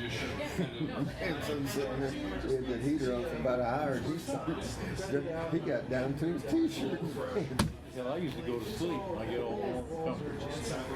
No, you go do that. Yeah. Well, you know, you ain't gonna take the money with you. No, and those cows, if something happens to one of those cows, it ain't gonna make a difference if you were there or not. At least the kids can say, you know, when Papa went with us, we had good times. That's why, you know, we were the weekend, your granddaughter showing them, and she did real good and everything. And we just, before I wouldn't take the time for that, but now we'll take the time. Do it. Judgmental is not a word. Right now, but can't do it because of the wire. Yeah. Impatient makes That's the way it is. Well, why? Yes. Ain't ever had problems with high blood pressure. It just 2 months ago now. The pill can fix it. I'm on a pill. Well, so far they're still. We just sitting here. We're up plotting to overthrow this board. That would be such a wonderful Christmas present. Are you giving me a gift? No, It can come late. We're It can talking come about in going June. deer hunting and family. Oh, Lord, we live in a different world. That we do. That we do. And sad to say, it's not getting any better. Did you vote for Surf Water? You know what happened? So a couple years ago, well not a couple, 7, we moved to Cedar Park. But we still kept a house in Austin, but we rented out. So you ran off. I ran away, but I had a wild hair. I was like, I want to vote in this race. Nobody's turning out to vote. So I was having my old address, and they were like, man, this isn't your residence. Somebody else is a registered voter at this residence. And I was like, oh my God. I am like the election fraud person. So, but anyway, I did not vote. But thankfully our tenants voted. And the system worked. It checked out who voted for which address. My sister and brother-in-law, I work with 2 boys. I grew up with them, but also doing modeling and stuff. Yes. And anyway, they don't get permits. They clean up the job site every day because you can't deal with the city of Austin. My sister goes down and get a permit to do some renovations in my mom and dad's house. Over 5 months they've been waiting. Just for renovations. They haven't even got a damn permit yet. It's crazy. Everything is crazy. The state agencies are crazy. And everything. We're dealing with textiles. In March, it'll be 8 years. And this lawyer of mine, which my wife grew up with, he's telling me, well, we got to. I told him, I ain't doing it, Pratt. I'm not going to jail. I'm not doing it. Well, we got to go to court. I don't have to do anything. So maybe you need to get another lawyer. And I am going to tell him. Because John's got issues with his wife and he wants to quit. And one guy told him, you got nothing but old and lazy. But anyway, TechStop, I can sit here and talk about them for an hour. We've been dragging around. They want some money back. And then Brett told me to contact his boy went to high school with you and prayed around. And he's the first one that told me, nobody gives it back. We worked a court deal and the TechStop said, you got too much. And that's what the Attorney General, well, hell, the Attorney General, they can't keep anybody employed. Oh no. Oh no. They're jumping ship like crazy. It's all nuts. Texas State Plumbing Board. I go over there on November the 22nd, and go through having chemo, because I wanna, I still have my, I'm downgrading my license. And then by And anyway, I go in there and the girl said, you'll get it in 10 days. The check didn't clear until after the first, about a week ago, I finally got the license today. November the 22nd till today. We'll get new system. But I have gone before and paid them where I didn't get it for 2 or 3 months, and they'll call, well, you have an issue. No, you don't. You did pay. Where's my damn license? Wow. It's just It's slow all broken. processing. It's so Yeah. broken. They actually accept that? Yeah, we can, Since they went to that computer. okay, so we don't have We to used to take get a paper deal. But anyway, Internet. good to see you. Okay, good to see you both. Just like my high school bunch, we used to get him together once a month. We go to different barbecue places. I don't think anybody's left in Austin. They've all, one of them's leaving, he's going to Vernon to build a new house. And they're in Georgetown, Galway, I'm here, and John Moore's across the road from me, but. Well, the bedroom communities are where it's at. And we went up to Austin Monday, the wife had a scan. In Maynard, they already put a light in, it's already blinking at this new apartment project. Well, they're putting another light in, they started working on it, they're digging holes. Well, what I will do, For you, from when you get to McDade till you get to the toll road, there'll be 17 lights. 17 lights, and I can remember there was maybe one. Yeah. See, I didn't know the road then. There's gonna be 17 lights, and like the other day, we caught most of them going in, and they were backed up. And now you're getting 2 more right there in Maynard during rush hour. Come on, fellas. I know, it don't make, and they don't coordinate them or anything either. No. And then I like to got run over in Austin Monday morning. we can look at it two different That light was still blinking yellow, and I pulled out to make a left-hand turn, and the light right there changed, right there, 45th in North Lamar. The building was right there for the wire. And all these people, man, it was my damn fault. And why we didn't get run over, I don't know. So, It sucked.